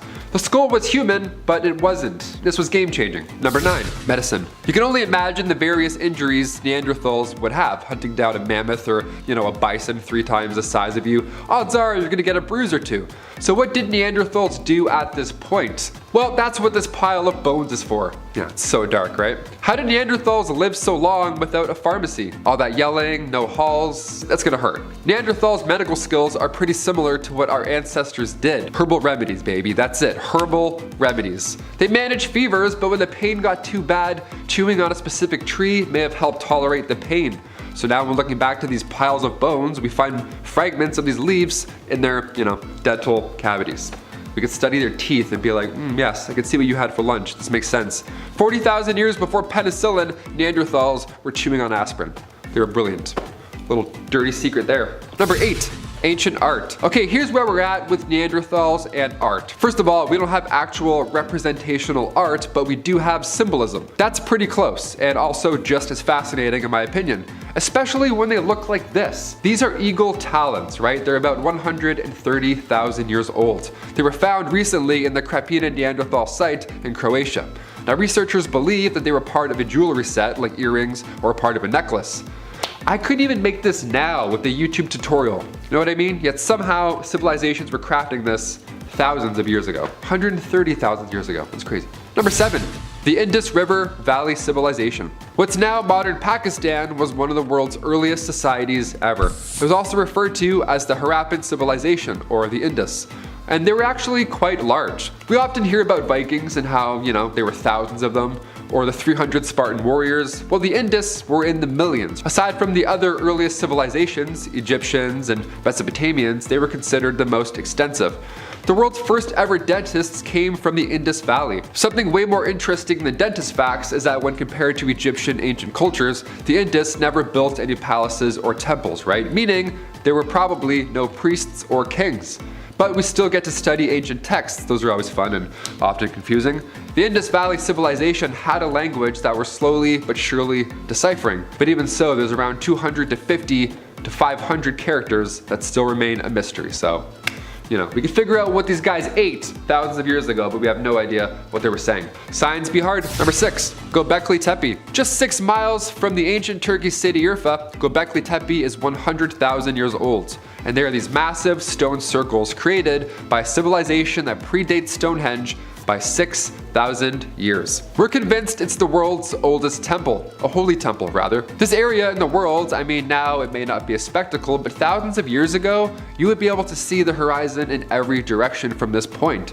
You would also see herds of beautiful animals racing by. There'd be fields of barley, wild wheat. It would have looked like a temple from The Legend of Zelda. It was gorgeous and the landscape was fresh. Mind you, because it was so long ago.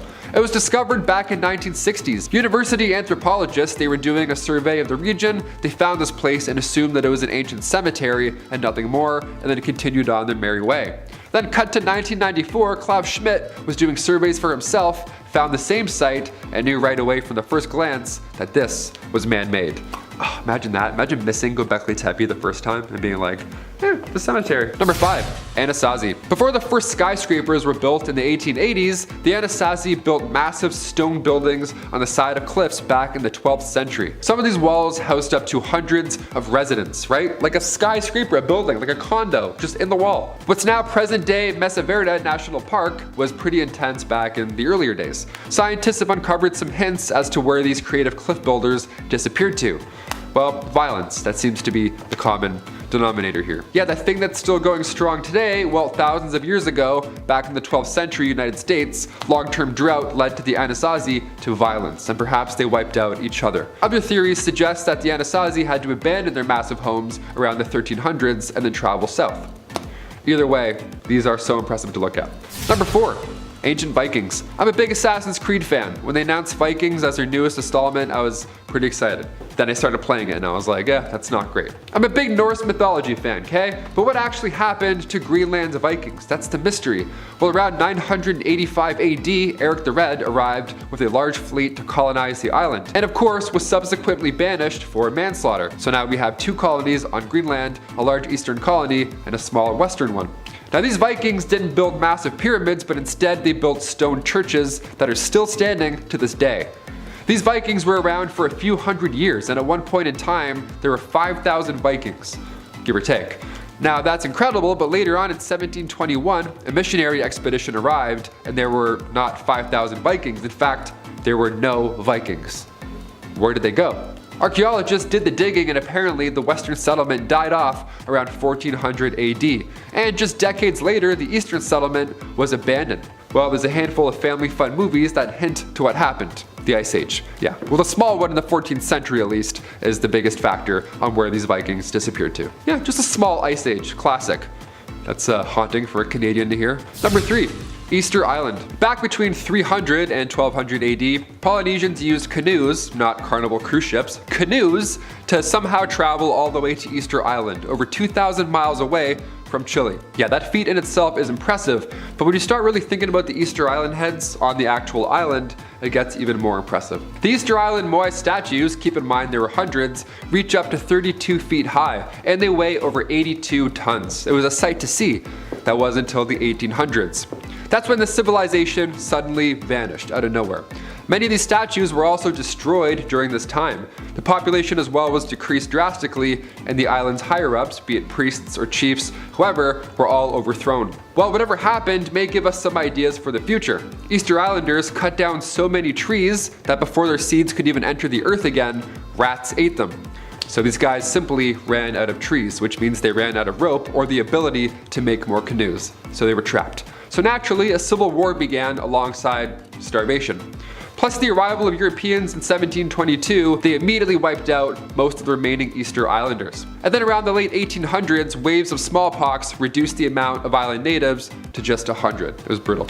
Number 2, the Mississippians. We'll dial back the calendar now to 700 CE. Now at this point, before European colonization, the American Southeast was home to the Mississippians. Their main area was the city called Cahokia, which is now modern-day Collinsville, Illinois.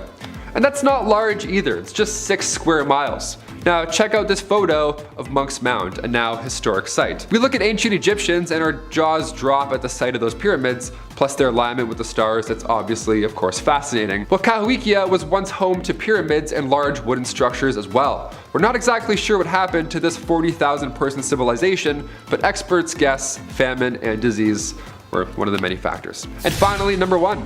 Clovis. Taking a look at some mammoth hunters for our last point here. Now this civilization is considered the first inhabitants of the New World. Pretty intense stuff. Hunters would use what's called Clovis points to get their next meal. They would use chipped flint, and they had to hunt bison, mammoths, deer, anything that had skin to be used for shelter and or clothing. In fact, this 10,000-year-old civilization may have disappeared at the same time as mammoths. After all, with these historical beasts acting as both your gear and your food, yeah, eating them ought to do some damage down the road. Not even an ice age was included yet, and already they're running out of resources. Kicking off the list at number 10, astronomy. You ever want to date somebody, but they're a Libra and you're a Gemini? Oh, ain't that the worst? Look, dating apps even have this now as a feature. You can write down what your symbol is, like, hi, I'm Kyle, I'm a Leo, and I love waking up early. Those are real bios for real people, and we have the Mayans to thank for all of this. The Maya studied the stars. They were the pioneers of our calendar, which I'll explain a little bit later on, but they also created lunar months. They figured that 81 lunar months added up to 2,392 days, meaning that one lunar month is 29.53 days, incredibly close to our modern moon month, which is crazy. They nailed it that long ago. They also studied Jupiter, Mars, and Mercury. They studied where each planet travels to and when. If you're a Libra, like me, smash that thumbs up. I'm a late Libra too. We're just trouble. We're the worst of the worst. Number 9, the Mayan calendar. It's 2022, which means the world thankfully did not end in 2012, but the Mayan calendar predicted that on December 21st, 2012, apparently it would be this massive doomsday. No meteors hit, that was all false, that wasn't a real thing. Thanos didn't snap any of us away, nothing like that happened. But that day did mark the end of their 5,125 year-long calendar. Yeah, and you thought you were a planner. Okay. The Mayan calendar is extremely accurate. Their calendar is 10,000ths of a day more exact than the calendar that the world uses today. They're that precise. We have leap years and stuff just to try and correct it. They used 20-day months and had 2 calendar years. They had a 260-day sacred round and then a 365-day year. Every 52 years, these 2 calendars would coincide with one another, and this was referred to as a bundle. Imagine if we still had this now, that'd be so confusing. Like 10, 9, 8, what are we saying? 7. Number 8, chocolate. When I visited the UK, the first thing I noticed was how much better your chocolate was. So good. I'm not sure what y'all are doing over there. Maybe it's just made with love. Who knows? But I'm a huge chocolate guy, and the UK nails it. Yeah, wash it down with some iron brew. Buddy, what a day. What a great day. The Mayans as well, turns out they loved chocolate. The Olmecs of Mesoamerica figured out how to consume chocolate, but the Mayans made it beautiful. They added some spice to it, literally. The Mayans would mix chocolate with water, chili peppers, and honey. They would make a spicy drink. Are you into this idea? Is this making your lips happy right now? Spicy chocolate drinks? My tummy can barely handle a pumpkin spice latte, let alone a Mayan milkshake. No thank you. Number 7. Math. One of the earliest uses of the number 0, being in mathematics, came from the Mayans. Thanks, awesome. They were super advanced in their mathematics, I would say for their time, but no, in general they were advanced. We're still trying to understand how they achieved what they did without calculators. It's impressive. They drew complex hieroglyphs on long strips of paper made from fig tree bark. They didn't have much to work with here, yet somehow it was still enough. The Maya numerical system only had 3 symbols. This was long before Bedmaz was born. They had 0, 1, and 5. That's it. You could literally count on one hand. There's a shell shape, a dab, and a bar. These numbers went from 0 to 19, and then they would count groups of 20. By time 36 BC rolled around, the Maya were introducing the concept of 0 into their numbering system. Thanks guys, I failed math twice because of those zeros. Cheers. Number 6, glyphs. Glyphs at number 6. 6 glyphs. One of the most advanced forms of writing when it comes to all these ancient Americans, the Maya were the most ahead of their time. They invented the glyph, which are these symbols that represent a word or a sound. Like anything else in this civilization, it's beautiful to look at, of course. The Maya used around 700 different glyphs. They're detailed, they're beautiful. A good amount we're able to translate today, but there's still a mysterious chunk that we're trying to figure out. The earliest glyphs engravings go back to the 3rd century BC, meaning that the Maya are the pioneers of writing in Mesoamerica. There are only a few civilizations where writing naturally occurred: the Mayans, ancient Chinese, and the ancient Mesopotamians. Number 5, rubber. Rubber is a fundamental. I mean, sure, the long-term effects for rubber are questionable in turn. Now we have literal pits full of tires, but where did it all begin? And why?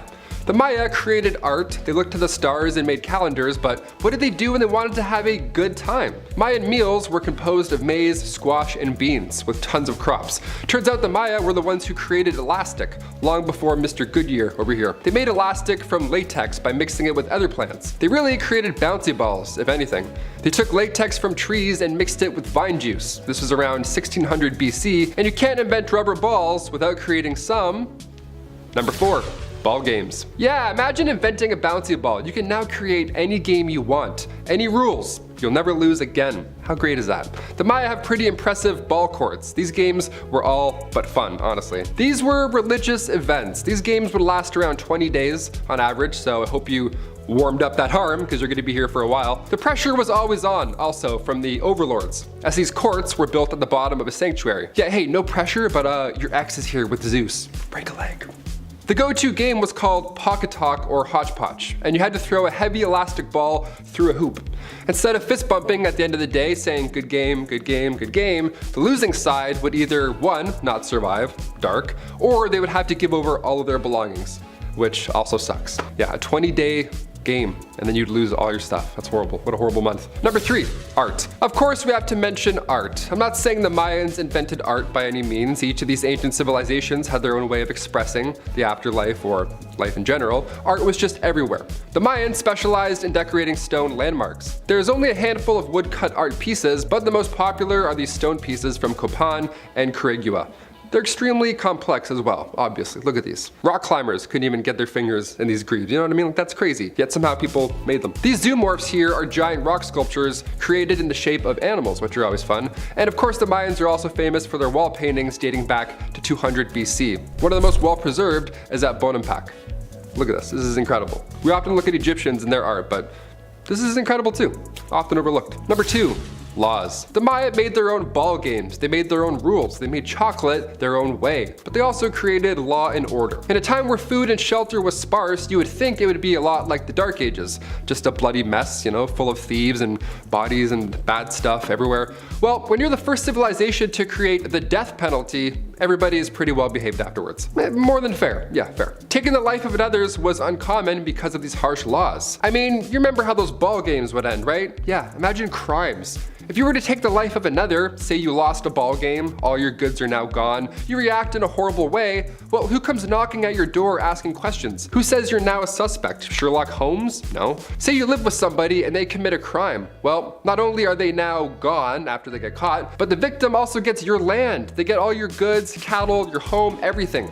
So whoever lives with you as well, you better pack your rubber balls. You're out of here. You don't live here anymore thanks to Good Game Gordo over here. I'm glad certain things stuck around, like the law and order part, but imagine being evicted because your roommate stole some beans. God damn it, Craig.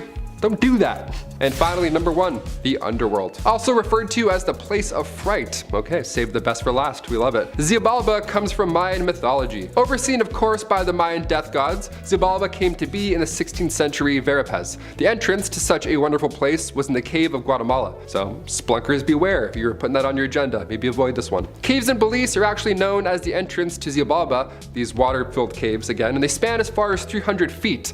That's a massive evil front door you want to avoid right there. But you can't just grab a snorkel and frog kick your way to the underworld, it's not that easy. According to ancient Maya scripture, the Popol Vuh, this path once filled with dark obstacles, and when I say dark obstacles I mean dark. I'm talking a river filled with scorpions and blood combined with houses littered with bats and pure darkness. It's not easy to get through. It's like those haunted houses in Niagara Falls. It's really scary. This is why you don't cheat in Mayan ball games.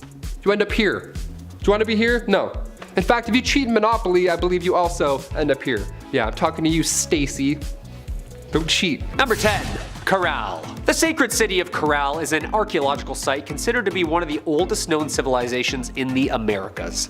The formation of the civilization took place around 3500 BCE and ran to about 1800 BCE. No other site has been found with such a diversity of buildings and architecture and has since been declared a Humanity Cultural Heritage Site by UNESCO themselves. Uncovered around 1905, Peruvian archaeologists provided the first documentation on the civilization at Corral. They appear to have an economy of some sort, selling mostly textiles and fish. The civilization is considered a pre-ceramic culture, since archaeologists have yet to find any sculpted or painted art. However, they did find a system of writing called quipu, which is a string-based recording device suggesting a proto-writing of some sort. They were widely known for their architecture of huge earth-landscaped projects of mounds, particularly a massive labyrinth of underground circular connecting plazas. They were ahead of their time, yeah. Number 9. The Etruscans. Side note, if you dig what we do here on BumbleBee, make sure to Hulk smash that like button for us, huh? The Etruscan civilization was a people of Aturia in ancient Italy. They had a common language, culture, and formed a federation of cities. Their territory covered now what is Tuscany, Umbria, and Lazio. The earliest evidence of this culture is from about 900 BC. This is the period of the Iron Age considered to be the earliest phase of Etruscan civilization. With a maximum population peaking around 750 BC, the earliest examples of writing are inscriptions found around 700 BC. They developed a system of writing derived from the Euboean alphabet. The language remains only partly understood, making modern understanding of their society and culture heavily dependent on later Roman and Greek sources. Number 8. Inca. The Incan Empire was the largest of pre-Columbian America. The center of the empire was the city of Cusco. The Incans arose from the Peruvian highlands in the late 12th century. The Spanish began their conquest of the empire in 1532, and by 1572, the last Inca state was fully conquered. Before they fell, the Incas were able to construct one of the greatest imperial states in history, accidentally. Without the use of a wheel, knowledge of iron or steel, or even a system of reading and writing. Yeah, these guys were good. About all 14 million of them as well. The empire included construction of monumental architecture, stone and road work reaching to all corners of the empire, and even finely woven textiles. They functioned without money and without markets. Instead, exchange of goods and services was based on individuals, groups, and rulers. Taxes consisted of a labor obligation, usually construction. Everyone was either lifting or carving, you know? The Inca rulers would even grant access to land goods and celebratory feasts for the workers if you did a good job. Dude, this place sounds awesome. Sign me up. Number 7. Indus Harappan. The Indus Valley civilization, aka the Harappan peoples, was the first urban civilization from roughly 3300 BCE to 1300 BCE. Located in South Asia, modern-day Pakistan, and northwest India, the Harappans built dozens of sprawling cities with immense planning and architecture. I'm talking water supply systems with recycled drainage, large skyscraper-sized buildings. They even developed a number of technologies, including one of the world's first systems of weights and measurements. New techniques in metallurgy producing copper, bronze, lead, and tin. These people were smart. In addition to math and engineering, the Indus Valley civilization enjoyed arts and crafts. Even games and toys have been found.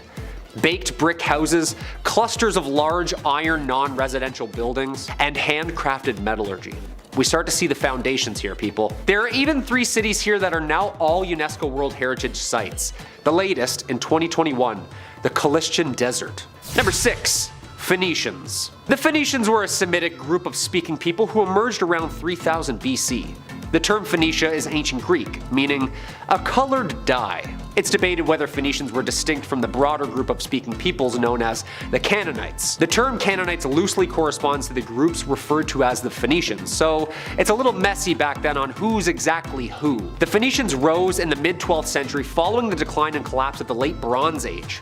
They were renowned as traders and mariners, becoming the dominant commercial power around. They developed an expansive maritime trade network, helping the exchange of cultures and ideas between Greece, Egypt, and Mesopotamia. They established colonies and trading posts across the Mediterranean as Phoenician society and culture centered around mostly commerce and seafaring. As a kicker, of course, historians and archaeologists revealed this civilization most likely has the world's oldest verified alphabets. I can't even build a boat now, let alone back then, with barely an alphabet? Like how? Number 5. Egypt. An ancient civilization in northeast Africa, situated on the Nile Valley, somewhere around 3100 BCE, splitting Upper and Lower Egypt.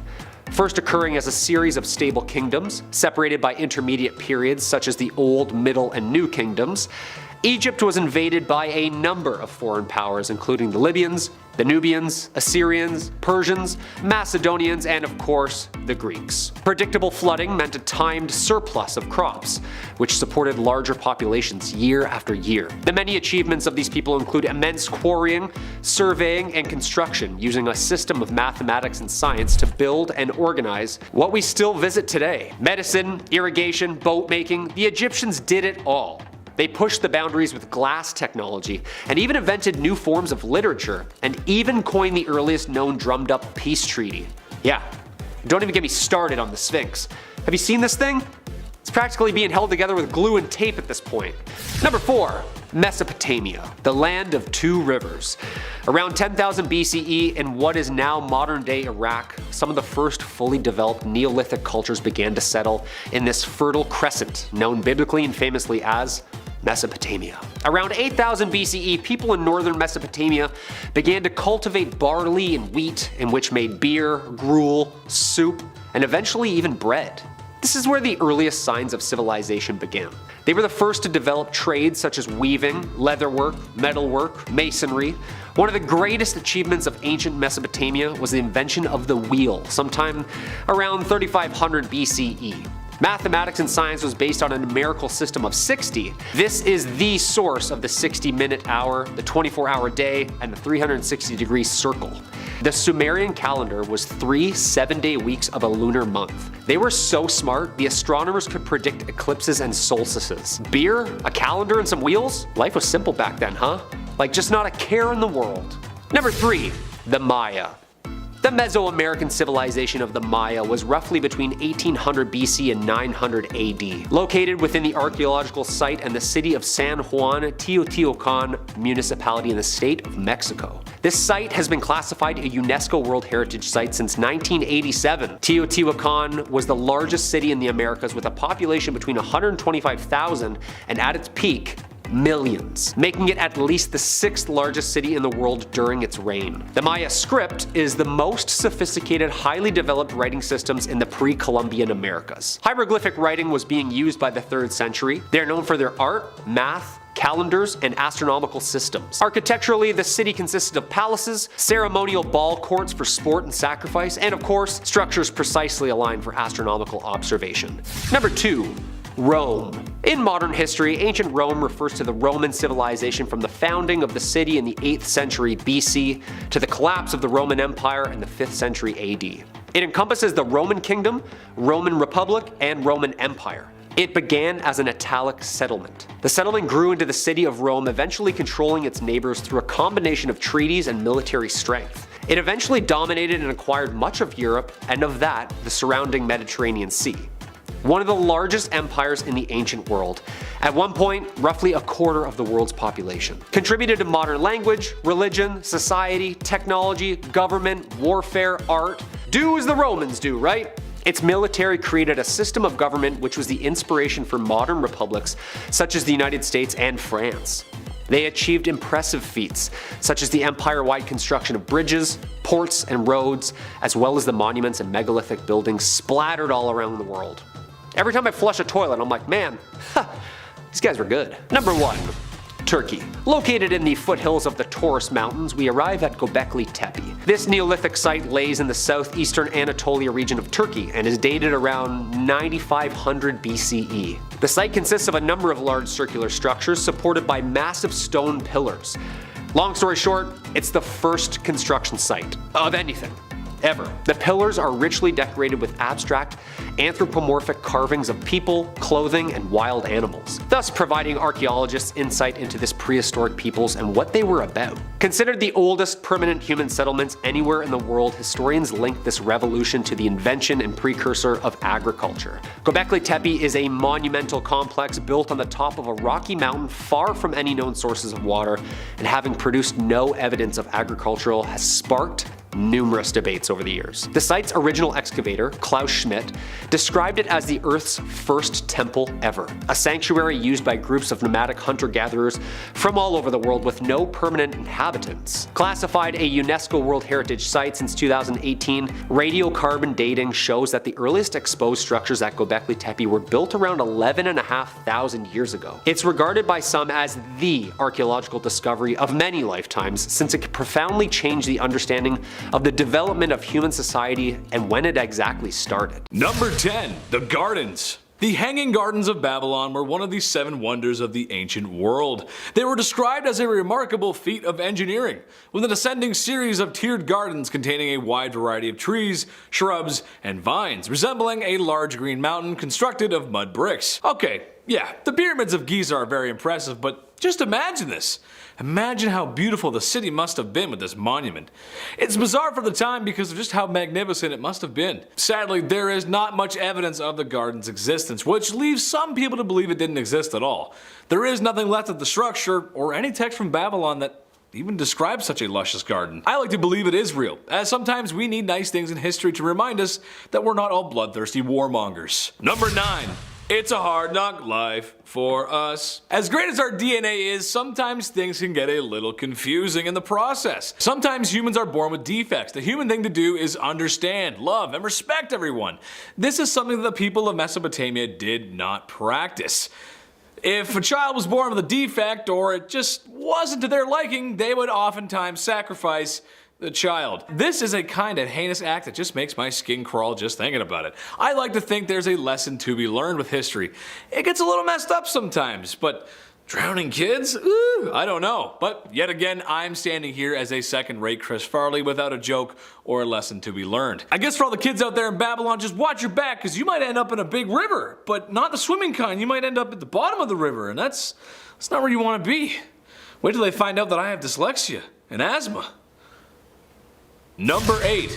Under the mattress. Honestly, when I heard about this one, I was a little shocked, but it makes sense, I guess. So, wind the clock back to the 1980s. Ronald Reagan was in the office, the Noid was around to save your pizzas, and hair. Ooh, man, the hair was crazy. I don't know what everyone was thinking.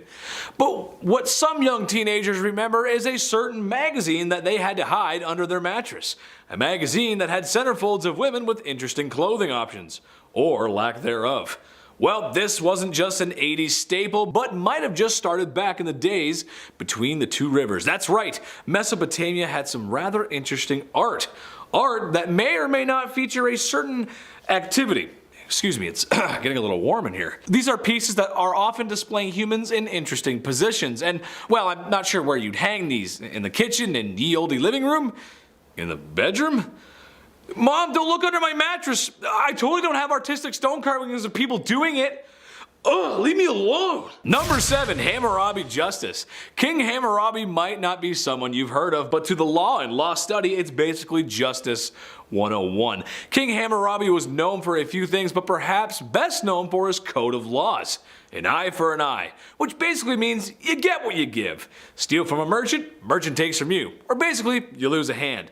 Make the punishment fit the crime. This is the best that we can come up with, which back in the day seemed to work for a while, so okay. However, an eye for an eye will make the world blind. Or just have a ton of people with only one eye. 50% off glasses maybe? I don't know. Number 6, the Tower of what? Whether you like it or not, we like to build things. It's just what we do, and we love to build them high. Think of all the towering monuments we build as humans that display our engineering prowess. The Empire State Building, the CN Tower, and the tower of piled up laundry in my bedroom I'm definitely gonna put away. I just haven't gotten around to it yet, Mom, leave me alone. Usually constructed of the finest wood, brick, and steel. However, one king in Mesopotamia had a different idea to scare off any attackers and flex what might be the weirdest flex ever, but okay, he made a tower of flesh. Again, for the people who are watching this while eating, a tower of flesh, human flesh. That must have been the worst pile of filth and disgust that this earth has ever seen. This is the same kind of thing that turns people. Origin story starter pack. It's what turns Colonel Kurtz into Marlon Brando. This tower of flesh. What have you done to my boy? A carrier pigeon brought me a message when I was practicing a really bad Marlon Brando impression, and it was from the chief, and he said it ain't it. Number 5, sins of medical history. If you're like me, then you believe in karma. What goes around comes around, baby. So when the fine people of Mesopotamia became ill, doctors had but one answer. Well, you see here, Jim, you angered the gods, and that's why you've been sick. I would certainly smarten up before the gods gave your whole family dysentery. Yep, that's right, they believe people were responsible for their own illnesses. Didn't pray last week? Well, that's why you have a fever, Marie. Took a little extra grain for your starving family? That's why you have an incurable sickness, Bob. Now, given the times and that this is one of the first times we gave civilization a good try, I guess that makes sense. Personally, I prefer the doctors who went to medical school and, you know, practice actual medicine. But alright, if that's how things are going, we're doing that. Okay, alright. Number 4, Sumerian suds. Finally, something fun to talk about. The civilizations in Mesopotamia were pretty good at farming. It was kind of a big deal. So was wheat. You know what that means, sports fans? Beer, sweet wheat ale. As a Canadian, there is nothing more I enjoy than sitting down on a couch with my buddies and just sending it with some beers, buddy. Is a hockey game really a hockey game if the Leafs aren't losing? And if I don't have an ice cold beer in my hands? Well, the fine people of Samaria felt the same way. I mean, there was no ice hockey and the idea of 2 Canucks sitting down on the couch with beer wasn't a thing. But the beer was, yeah. The Euphrates River wasn't the only golden liquid flowing back then. I say golden because they probably had to pee in the river. Their exact brewing process is still a mystery, but it may be linked to the goddess of brewing Ninkasi. The beer was used as a commodity as well as something to kick back and relax. Number 3, witchcraft. So you've got yourself currency, farming, jobs, and economy. Your civilization is becoming the cradle of modern human life. You've got everything you need, right? Well, you'd be wrong. How about fear and panic? Yes, that's right. Witchcraft was something that was happening all the way back in Mesopotamia. I mean, witches are scary, right? Well, while there may be hearsay about witches and the voodoo that they do, it's speculated that from surviving cuneiform texts that some of these witchy rituals were meant to help people and cure illnesses. So a doctor tells you that you've sinned and you're sick, so then you need to go to the local witch's hut so that they can cure what ails you. Yeah, never mind. That makes total sense. That's a great system. That makes so much sense. That doesn't make any sense at all. I'm sorry I'm yelling. Number 2, the dry times. It's well known that the civilizations between the Tigris and the Euphrates River flourished, ushering in the beginnings of many ideas of our civilization. However, as the rivers made land fertile for the agricultural revolution, the people who lived there were truly at the mercy of Mother Nature. One good example of this was the Akkadian Empire, who was really doing good thousands of years ago. However, it's speculated now that what ended the Akkadian Empire was a centuries-long drought. While the rivers provided the irrigation required to grow food and to grow cities, they were also unreliable as floods and droughts were just how things went. The randomness of these events was thought to be punishments or blessings of gods. That seemed to be the only logical explanation, right? That makes sense, sure. Number 1, the epic epic. The Epic of Gilgamesh just may be the first story to ever be story. Besides my bad English, it's a great tale of Herculean proportions, building a massive wall to protect the city of Uruk, and after many adventures setting out to find the secret of immortality. This is one of the earliest writings ever, like ever, so that makes it immediately cool. Not as good as Twilight, but a close second in my mind. Team Edward. Number 10. Great Death Pit. If you were a Sumer king, you likely professed yourself a god and or a superhuman demigod. As such, your followers and members of court were required to treat you as such, with a level of devotion Andrew saves only for his collection of empty drink bottles he keeps at his desk. Can you please clean that up? Hey! What I'm sure Andrew doesn't expect from those empty bottles is that when he bites the dust, they too must do the same to accompany him to the afterlife. Sumerian kings absolutely did. The biggest example of this ritualistic offing would be the Great Pit of Delifing, discovered in 1922, which was the resting place of approximately 1,800 people, all of which served different kings and queens in the Sumerian capital city of Ur. Some of these followers may have been poisoned, others had a less than ceremonious demise as they had prominent holes in what should be rather intact parts of their skulls. Number 9. Hanging Gardens. Here's a quote from Greek philosopher Strabo. The ascent to the highest stories by stairs, and at their side are water engines, by means of which persons appointed expressly for the purpose, and are continually employed in raising water from the Euphrates into the garden. Namaste. Yes, the Hanging Gardens of Babylon. The Hanging Gardens of Babylon! I said it twice, oh my goodness, must be kinda cool. What a magnificent sight it must have been, a magnificent construction of beauty, even predating the pyramids of Giza by a rough estimate of 5,000 years. We'll get to that later. Trouble is, this one is kind of a gray area. Here's the later. It could be completely made up by Strabo and others like him, or it could have been destroyed, as there are some depictions of a garden existing in a grand palace on the river Tigris near modern day Mosul, but we're just not sure. We're not exactly sure. So, beautiful gardens, I hope they were there. Number 8. Sumer. The Sumerians were the oldest known civilization in Mesopotamia. They created the first cities, and a large part of their success and the success of the Mesopotamians in general was due to the invention of irrigation. The land around the Tigris and Euphrates was not so great. It was fertile but prone to flooding pretty often. The solution was to divert water from canals into irrigation ditches. The Mesopotamians realized that the water supply from rivers was unreliable, so they dug a maze of ditches from the rivers to their fields. This created a reliable water source for farming. The crops fed the population, and farmers were able to trade the excess produce such as onions, garlic, apples, figs, grapes, and pomegranates. That's how the Mesopotamians really flourished. Number 7. Hammurabi's Law.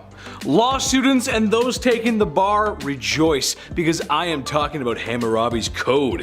When folks were flocking into cities for the first time, the crime rate would have been something to take note of. Yeah. King Hammurabi made his code of laws, 282 to be exact, to give justice to all. Like in the commercial sector, for example, for those who steal. The principle of an eye for an eye, to make the punishment fit the crime. If you were caught stealing, then perhaps the removal of your arm that stole shall be an acceptable response. Now look, I'm not out here defending crooks. Don't steal, it's bad. But these laws, a little too cruel for me. I'd go through all of them, but well, you need to get back to your bar exam, so good luck out there, folks. I know you can do it. Number 6. The Akkadian Empire. You know you're a big deal when it hasn't been done before you. The Akkadian Empire was literally the first ever empire. They were around for about 100 years and first came to be around 4,300 years ago. And they were big on improving roads and irrigation. Only problem is that irrigation doesn't really help you out much when it stops raining for 290 years. The large southern part of the empire was pretty dependent on the northern part for most, or more like all, of its crops and food. So when a drought struck and took away the food, a panicking northern population went to seek help from their southern brethren, who, in return for all the years of food, put up walls to keep them out. Boom! An inciting incident for a violent conflict that brings down an empire. It's that simple, kiddos. Number 5. The Gentleman's Tablet. Hey, at the end of the day, we're only human, and sometimes we do as they do on the Discovery Channel. We wouldn't be here if the people of ancient times did not put on a little Marvin Gaye and just feel the groove, baby. Well, strangely enough, not much has changed since then, and that includes our own curiosity with each other's gabagool. My generation has OnlyFans, the last generation had Playboy and Penthouse, and maybe the Martha Stewart magazine. That woman can do no wrong. Well, folks, in ancient Mesopotamia, they needed their fix too. Playboy was a few thousand years away, so the next best thing was these clay tablets depicting actions that my editors are wondering how they're even going to show you. This ain't junior high health class. Y'all know how this works. So did the ancients. It's why there's a few of these tablets floating around, and in different positions, taking bricked up to a whole new level. Number 4. A pillar of flesh. Another empire that rose to prominence in Mesopotamia would be the Assyrian Empire. And the kings here were pretty damn awful. They ruled with bloody iron fists of torture and mass life-ending escapades. One such king, Ashurnasirpal II, inherited a huge, strong army from his father, and using it, he would destroy pretty much anyone who didn't like him in ways that may have left his soldiers with PTSD. Like actually. He burned, blinded, and removed the craniums of rebels, set maidens on fire, and condemned opposing soldiers to die of dehydration in the desert. But I think what may be the worst way he dealt with those who opposed him would be when he flayed all the chiefs who had revolted and built a pillar that he covered with their skin.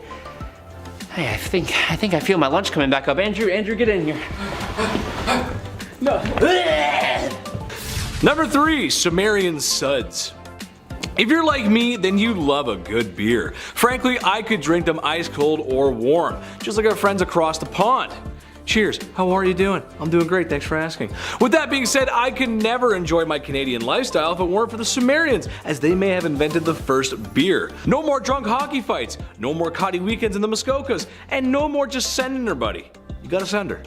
Being the agricultural revolutionaries that they were, it makes sense that they would discover the fermentation process of wheat. Tablets found in excavations depict people drinking out of large jars that are speculated to be filled with a gorgeous 3.5% brew, which if you ask me, is the best way to enjoy said beverage, with friends around you in a big jar. Number 2. Gilgamesh. Even if you don't know who it is, it's likely you have heard the name Gilgamesh. In Mesopotamia, Gilgamesh was the hero of Uruk, just like how Big Ched is the hero of my dreams. And in said city, stone tablets and even the art on walls tell his stories and legends. That's Gilgamesh, not Andrew. According to the stories, his mother was thought to be the goddess Ninsun, and his father was, give me a sec here, Lugalbanda, the god king of Uruk. And apparently, this half-man, half-god was the ruler of the city for 126 years, which would be completely insane if it were actually true. It could be, we don't actually know. The second half of the epic poem of Gilgamesh is all about him trying to figure out the meaning of life. And buddy, same here. We're all just dust in the wind, dude. Dust in the wind. Number 1, the wheel, the cradle of civilization. There's a lot that happens in Mesopotamia, and Adam and I would need a whole history class to tell you everything that was happening in the Middle East. Maybe one day we'll actually teach a class, who knows? Yeah, maybe that'd be a good idea. But one thing I can tell you is that thanks to ancient Sumerians, we have wheels. Maybe it was a pottery wheel. Maybe it was for a carriage. Maybe it was because we just like to make stuff. I don't know, but I don't think I need to tell you how important wheels are and how they literally reinvented the wheel. It was extremely revolutionary. Boats, floats, doors, stores, drawers, planes, trains, cars, Mars if you count the rover, bikes, flour mills, gears, cogs, clocks, and your 11th grade best friend Buddy. He was wheeling and dealing. Coming in at number 10, Nineveh. The Nineveh civilization was one of the oldest and most impressive civilizations of the ancient world. Located in what is now modern-day Mosul in Iraq, this civilization thrived mostly under the rule of King Sennacherib from 704 BC to 681 BC. Under his leadership, Nineveh was made the capital of the Assyrian Empire.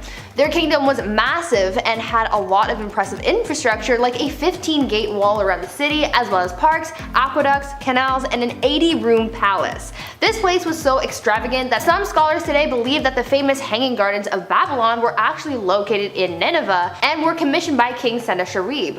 Other than their infrastructure, their culture was also incredibly impressive as well. Nineveh was known as a center for the development of arts, sciences, and architecture, and scribes and scholars from elsewhere would flock to Nineveh to further their studies. They had a library that contained over 30,000 inscribed clay tablets, and one of those tablets included a story of a great flood that drowned the world except for one man who survived by building a boat and searching for dry land. Does that story sound familiar? It might, since it's an early version of the story of Noah's Ark. This version of the story though was inscribed 1,000 years before it ever reached Hebrew text.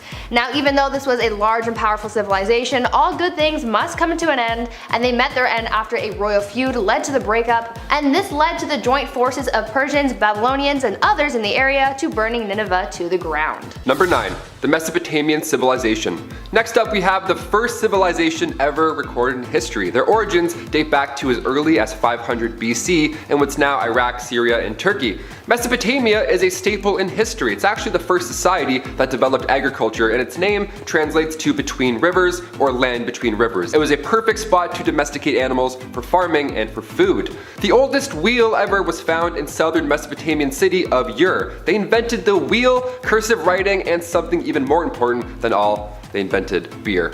The oldest recipe for beer comes from Mesopotamia. Wheels, poems, beer, this sounds like the world's oldest, and dare I say it, best party.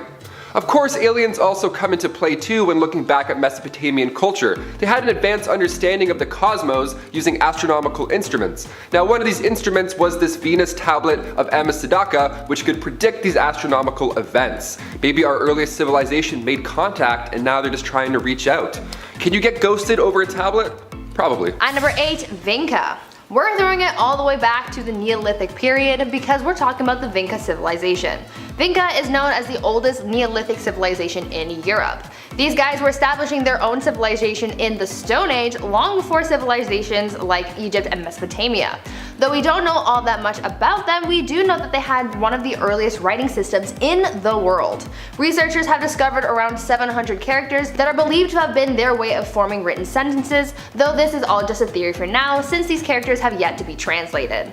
The archaeological evidence that has been found from the Vinka civilization suggests that this group of people thrived in the area along the banks of the Danube River for more than 1,000 years before being abandoned. No one really knows why the Vinka civilization abandoned the area or where they went, but maybe one day we will get those answers. Number 7. The Mayans. It's 2021, which means the world thankfully didn't end in 2012. But that movie was good. Kind of, not really. But the Mayan calendar did predict that on December 21st, 2012, this would be the end of us. No meteors hit and Thanos didn't snap away any of us, but that date did mark the end of their 5,125 year-long count calendar. Yeah, and you thought you were a planner. These guys were crazy. One of the earliest uses of the number 0 being in mathematics came from the Mayans. They were super advanced for their time, and they were also quite artistic. They drew complex hieroglyphs on long strips of paper made from fig tree bark. I can't write 4 sentences down on paper without my wrist hurting. I have to slap it around for a minute. These guys are on a whole new level. These stories date all the way back to the late pre-classic period, so around 300 BCE. That is so old. The Olmecs of Mesoamerica figured out how to consume chocolate, sure, but like the art that we see etched into the stone walls around them, the Mayans made it beautiful. The Mayans would mix chocolate with water and chili peppers and honey. They would make it as a spicy drink. I'm gonna stick with the old pumpkin spice for now. I think that's the riskiest I'll go. Thanks so much though. Debit. At number 6, Mehergar. Even though Mehergar was a pretty impressive civilization, no one really knows about it because very little interest was invested in learning more about it. Mehergar was one of the oldest civilizations in the world, situated in what is now modern-day Pakistan. Excavations of the site started back in the 1970s, but due to the government's lack of interest, looting, and land erosion, it made it hard to learn much about this ancient settlement.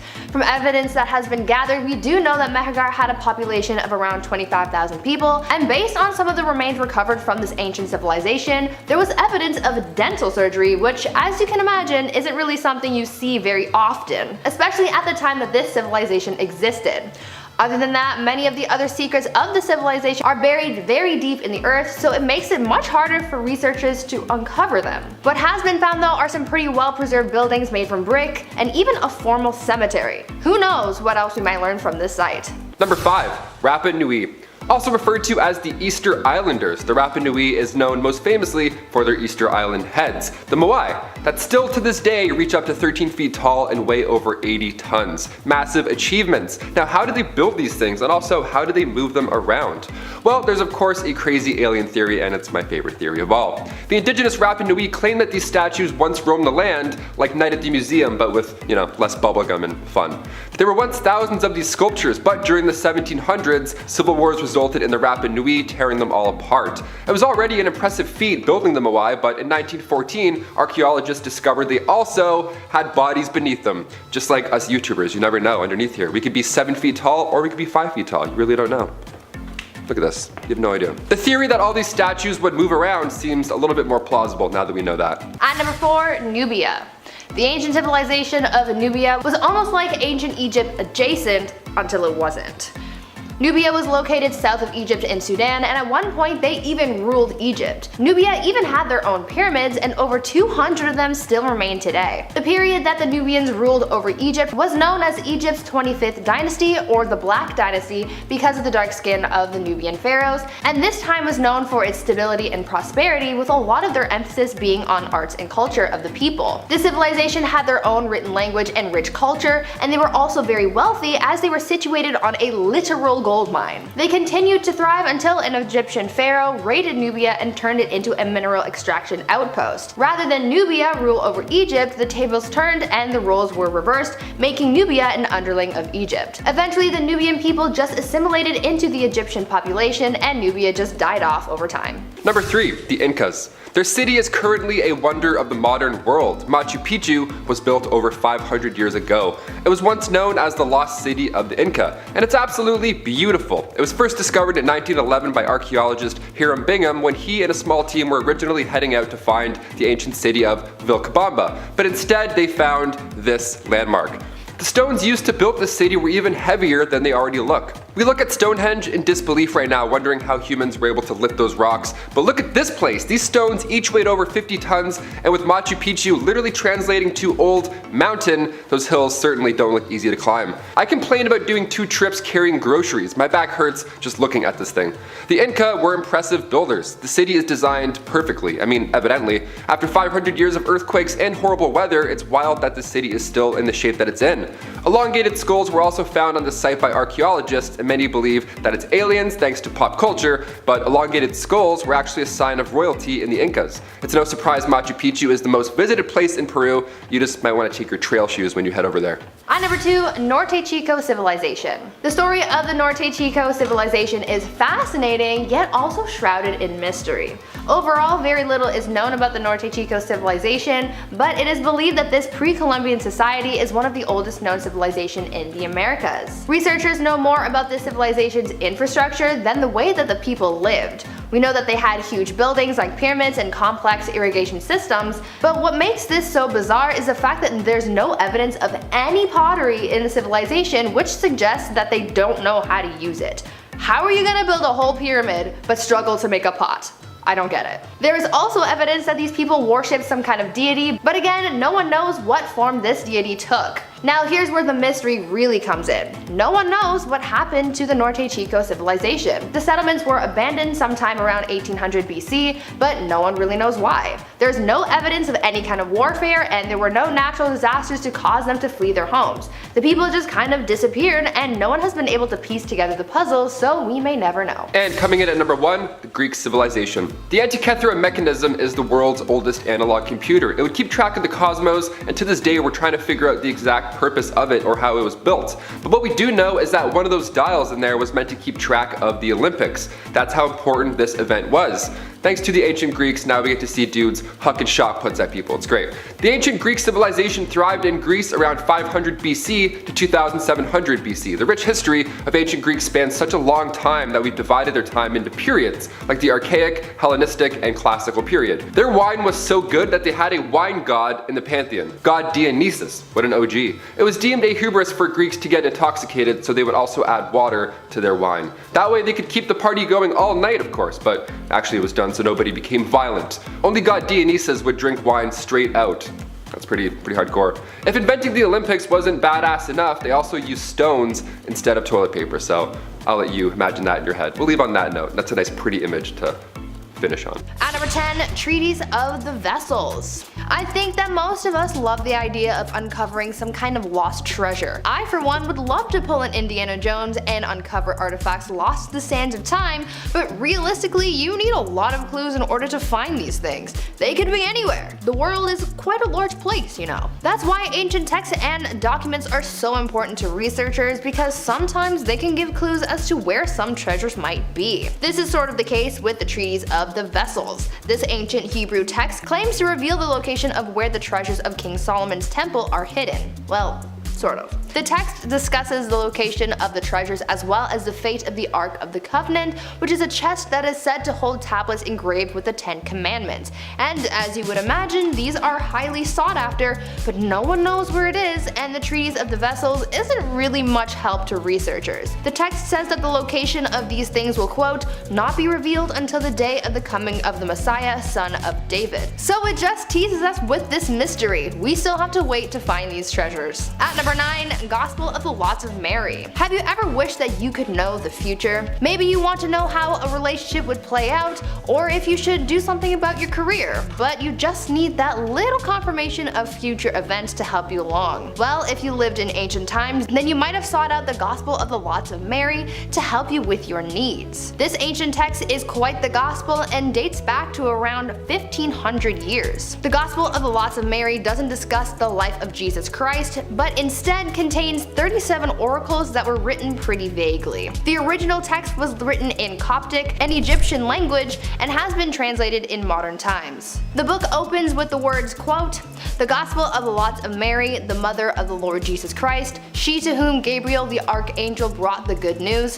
He who will go forward with his whole heart will obtain what he seeks, only do not be of two minds. End quote. Researchers believe that this book would have been used for divination in an attempt to seek knowledge of the future. Someone in need of answers would seek out this book, ask a question, and then would have gone through a process that would randomly select one of the 37 oracles to give answers to said person's problem. Almost like how we read horoscopes, but much more mysterious. Before we carry on talking about these strange and mysterious texts, why not leave a big ol' thumbs up on this video if you are thoroughly entertained so far, and while you're at it, why not subscribe to the channel to see more videos like this one and join the hive. At number 8, Liber Linteus. This next ancient text almost counts as a hidden message because of where this text was found by researchers. The Liber Linteus is an ancient text written in Etruscan, a language that was used in Italy in ancient times. What makes this text so mysterious is the fact that it was found preserved in the wrappings of an Egyptian mummy that dates back around 2200 years. This ancient text's meaning isn't exactly clear, partially because the Etruscan language isn't fully understood, but researchers believe that the written text on the mummy's wrappings are of a ritual calendar. More research is needed to fully decipher this mysterious text, but it's a really cool find nonetheless. At number 7, Gospel of Judas. Guys, we might have quite the plot twist on our hands, and it's all thanks to this mysterious ancient text. Researchers found a 3rd century text that they called the Gospel of Judas, and after being translated might have revealed an alternate version of an event from the Bible. Originally written in Coptic, the Gospel of Judas seems to be a depiction of Judas Iscariot, the man who betrayed Jesus in the New Testament, in a positive light. In the New Testament, Judas was said to have betrayed Jesus by revealing his identity to those who had come to arrest him in exchange for 30 pieces of silver, but in the Gospel of Judas, it describes Jesus as asking Judas to betray him in order for him to be crucified so that he could ascend to heaven. This plot twist is debated among some people though, as other researchers have said that the text actually declares Judas as a demon. Either way, it's a new spin on the story that we didn't have before, and I'd say that's pretty darn mysterious. At number 6, Grolier Codex. Imagine owning something that you believe was just a piece of art turned out to actually be an ancient artifact. This kind of thing is actually a lot more common than you'd think, since over the years, pillaging and looting of ancient sites have led to many artifacts being misplaced and sold around the world. This is the case with the Grolier Codex. The Grolier Codex is an ancient Mayan codex that contains Maya hieroglyphs, illustrations of gods, and a calendar that tracks the movement of Venus. Wanna know where they found it? In a club in New York.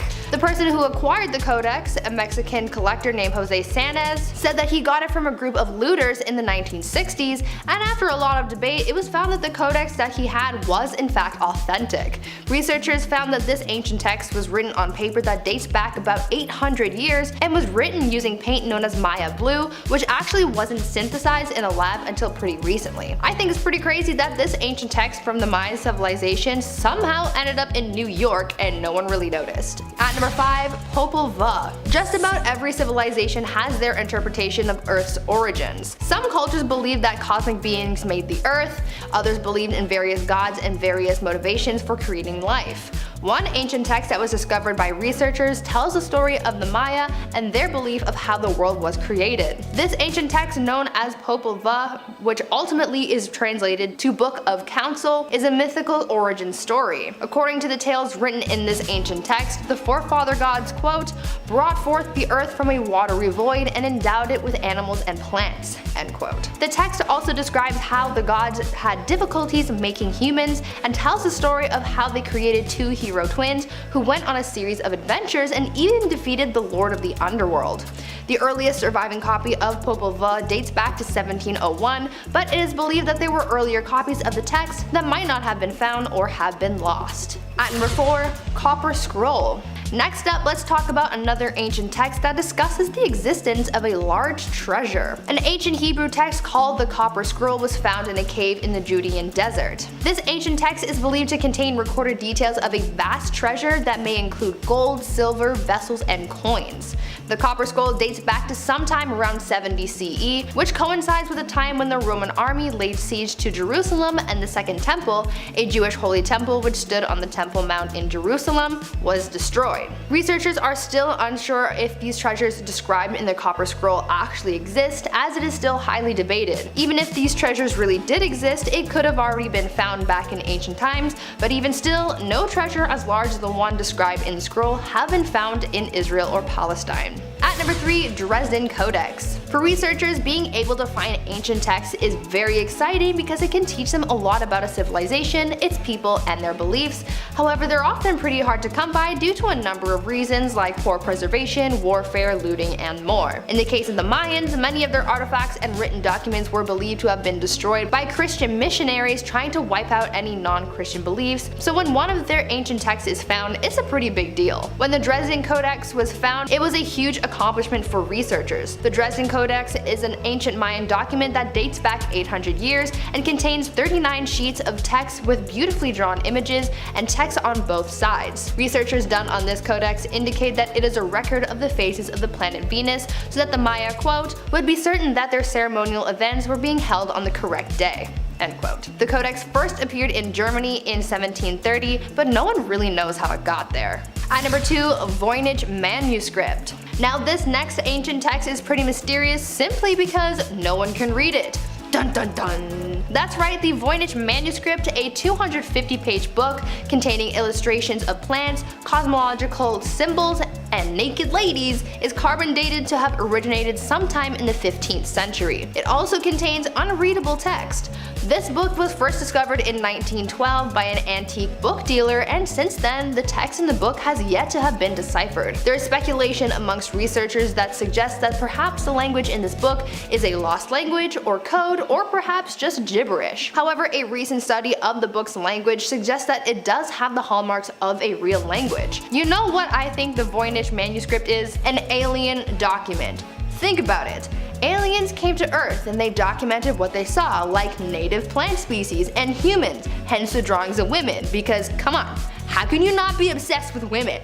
Right? And these cosmological symbols found in the book would also be tied to the aliens because of course they're from outer space.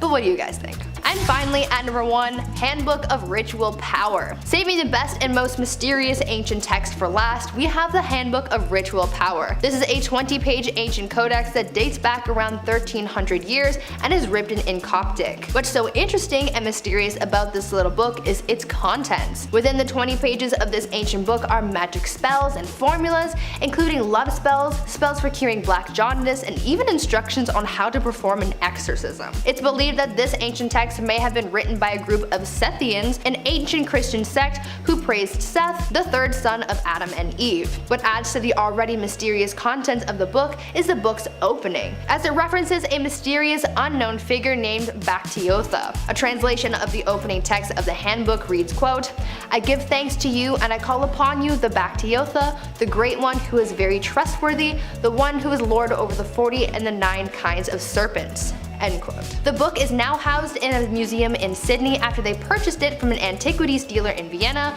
How this dealer acquired the book though remains unknown.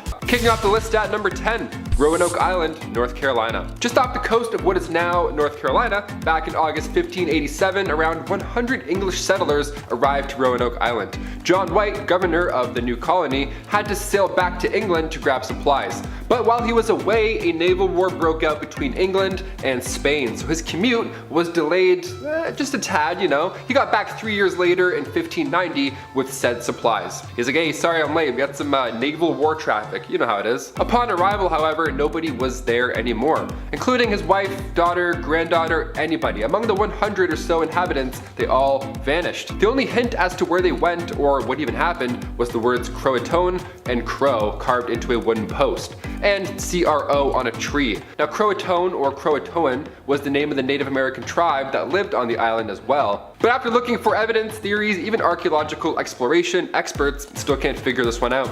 I've actually been to this island back when I was 16, so this one really creeped me out, not gonna lie. That's why I wanted to start with this one. Number 9, the Mississippians. We'll dial back the calendar to 700 CE. Now at this point, before European colonization, the American Southeast was home to the Mississippians. Their main area was the city called Cahokia, which is now modern-day Collinsville, Illinois. It's not large either, it's just 6 square miles. Check out this photo of Monk's Mound, a now historic site. We look at ancient Egyptians and our jaws drop at the sight of those pyramids, plus their alignment with the stars. It's all naturally fascinating. Well, Cahokia was once home to pyramids and large wooden structures as well. We're not exactly sure what happened to this 40,000 person civilization, but experts guess famine and disease. Number 8, Catalhoyuk. Another ancient city, another ancient mystery. This time we're looking at what's currently south-central Turkey. About 9,000 years ago, it looked a lot different. Catalhoyuk was popping off until 7,000 years ago, but again, we have no clue what really happened. The most interesting tidbit of history here is the way that this ancient civilization built their homes. They made houses side by side, really close together, and as fitting as it is for this channel, you would say it was almost like a hive-like system. They didn't have doors, they didn't have mail slots or welcome mats. Instead, they had holes on their roofs. That's how they got in and out every day. So yeah, they would use ladders to get in and out, which I gotta say sounds pretty exhausting. They're probably all pretty ripped. Number 7, Mayans. One of the most advanced civilizations on this list, the Maya, were somehow able to create these massive stone structures in the middle of southern Mexico jungles. Next to the Egyptian pyramids, I'd say these are almost just as popular at this point. One of the most interesting pieces of the Maya, I'm sure as we all recall, was their calendar and the way that they worked it. I mean, we made a movie about 2012. The news was talking about 2012. Literally 12 years after Y2K, we're like, what if it happens again? Like, you know, this time seems serious. It's not gonna happen. We're good for now. We're gonna probably end ourselves before a calendar or, you know, a movie does. The Yucatan jungles are filled with pyramids and beautiful complex monuments lost in time, but where did the builders go and why did they leave? Well, a couple scientists analyzed rock samples around these areas and they were able to study the water levels in nearby lakes, suggesting that the reason the Mayans disappeared were not aliens, but rather they collapsed because of a drought. That checks out. Aliens are cool, you know, and the calendar stuff's cool, but nah, they're just drought. Number 6, Göbekli Tepe. Just 6 miles from the ancient Turkey city Urfa, Göbekli Tepe is 100,000 years old. They are these massive stone circles created by a civilization that predates Stonehenge by 6,000 years. Yeah, it's nuts. We're convinced it's the world's oldest temple, a holy temple rather. Because this area in the world, I mean now it may not be a spectacle, but thousands of years ago, you would be able to see the horizon in every single direction. Herds of beautiful animals racing by, fields of barley and wheat. It would have looked like a temple from Legend of Zelda.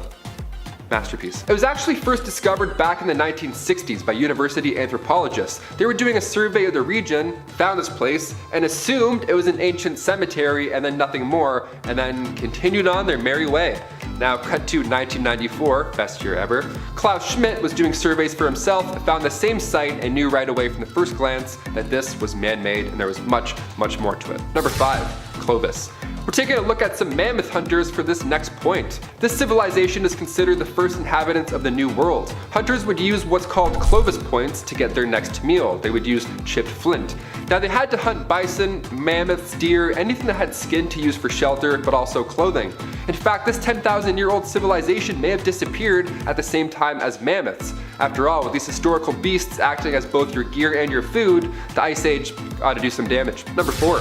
Anasazi. Before the first skyscrapers were built in the 1800s, the Anasazi built massive stone buildings as well on the sides of cliffs back in the 12th century. Some of these walls, by the way, housed up to hundreds of residents. They were huge. What's now present-day Massa Verde National Park was pretty intense back in those days. Scientists have uncovered some hints as to where these creative cliff builders disappeared to. Well, violence.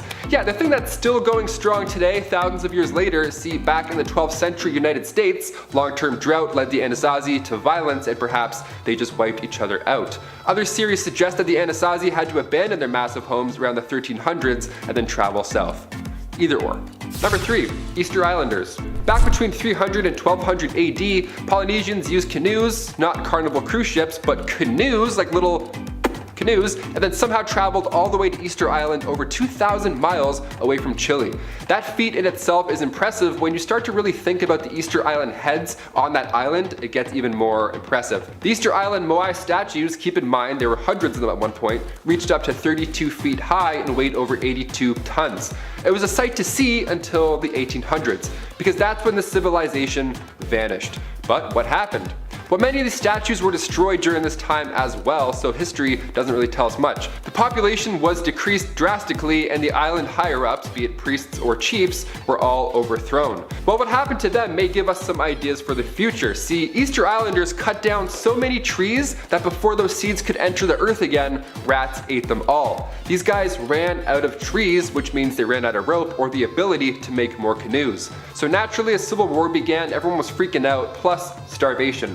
Also, plus the arrival of Europeans in 1722, they immediately wiped out most of the remaining Easter Islanders. Then around the 1800s, waves of smallpox reduced the amount of island natives to just 100.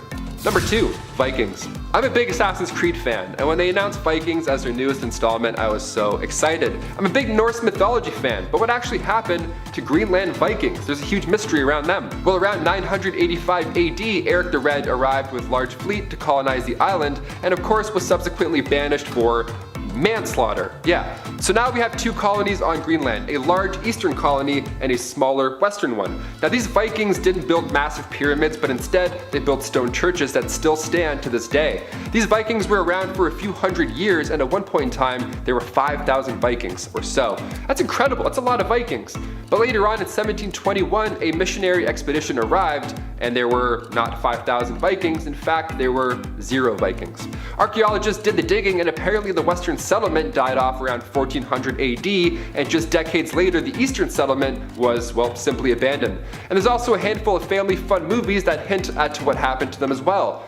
The Ice Age. Well, the small one in the 14th century, but still an ice age nonetheless. Number 1. The Indus River Valley Civilization. What's now modern Pakistan was one of the world's earliest societies. Also referred to as the Harappan civilization or the Indus, were actually quite large.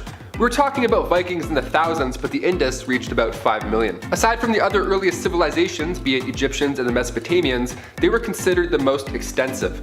The world's first ever dentist came from the Indus Valley, so thank you. Something way more interesting though than dentist facts is that when compared to Egyptian ancient cultures, the Indus never built any palaces or temples, meaning there were no priests or kings. But we still get to study ancient texts, those are always fun and confusing. The Indus had a language that we're slowly but surely decoding today, but even so there's still around 250 to 500 characters that remain a mystery.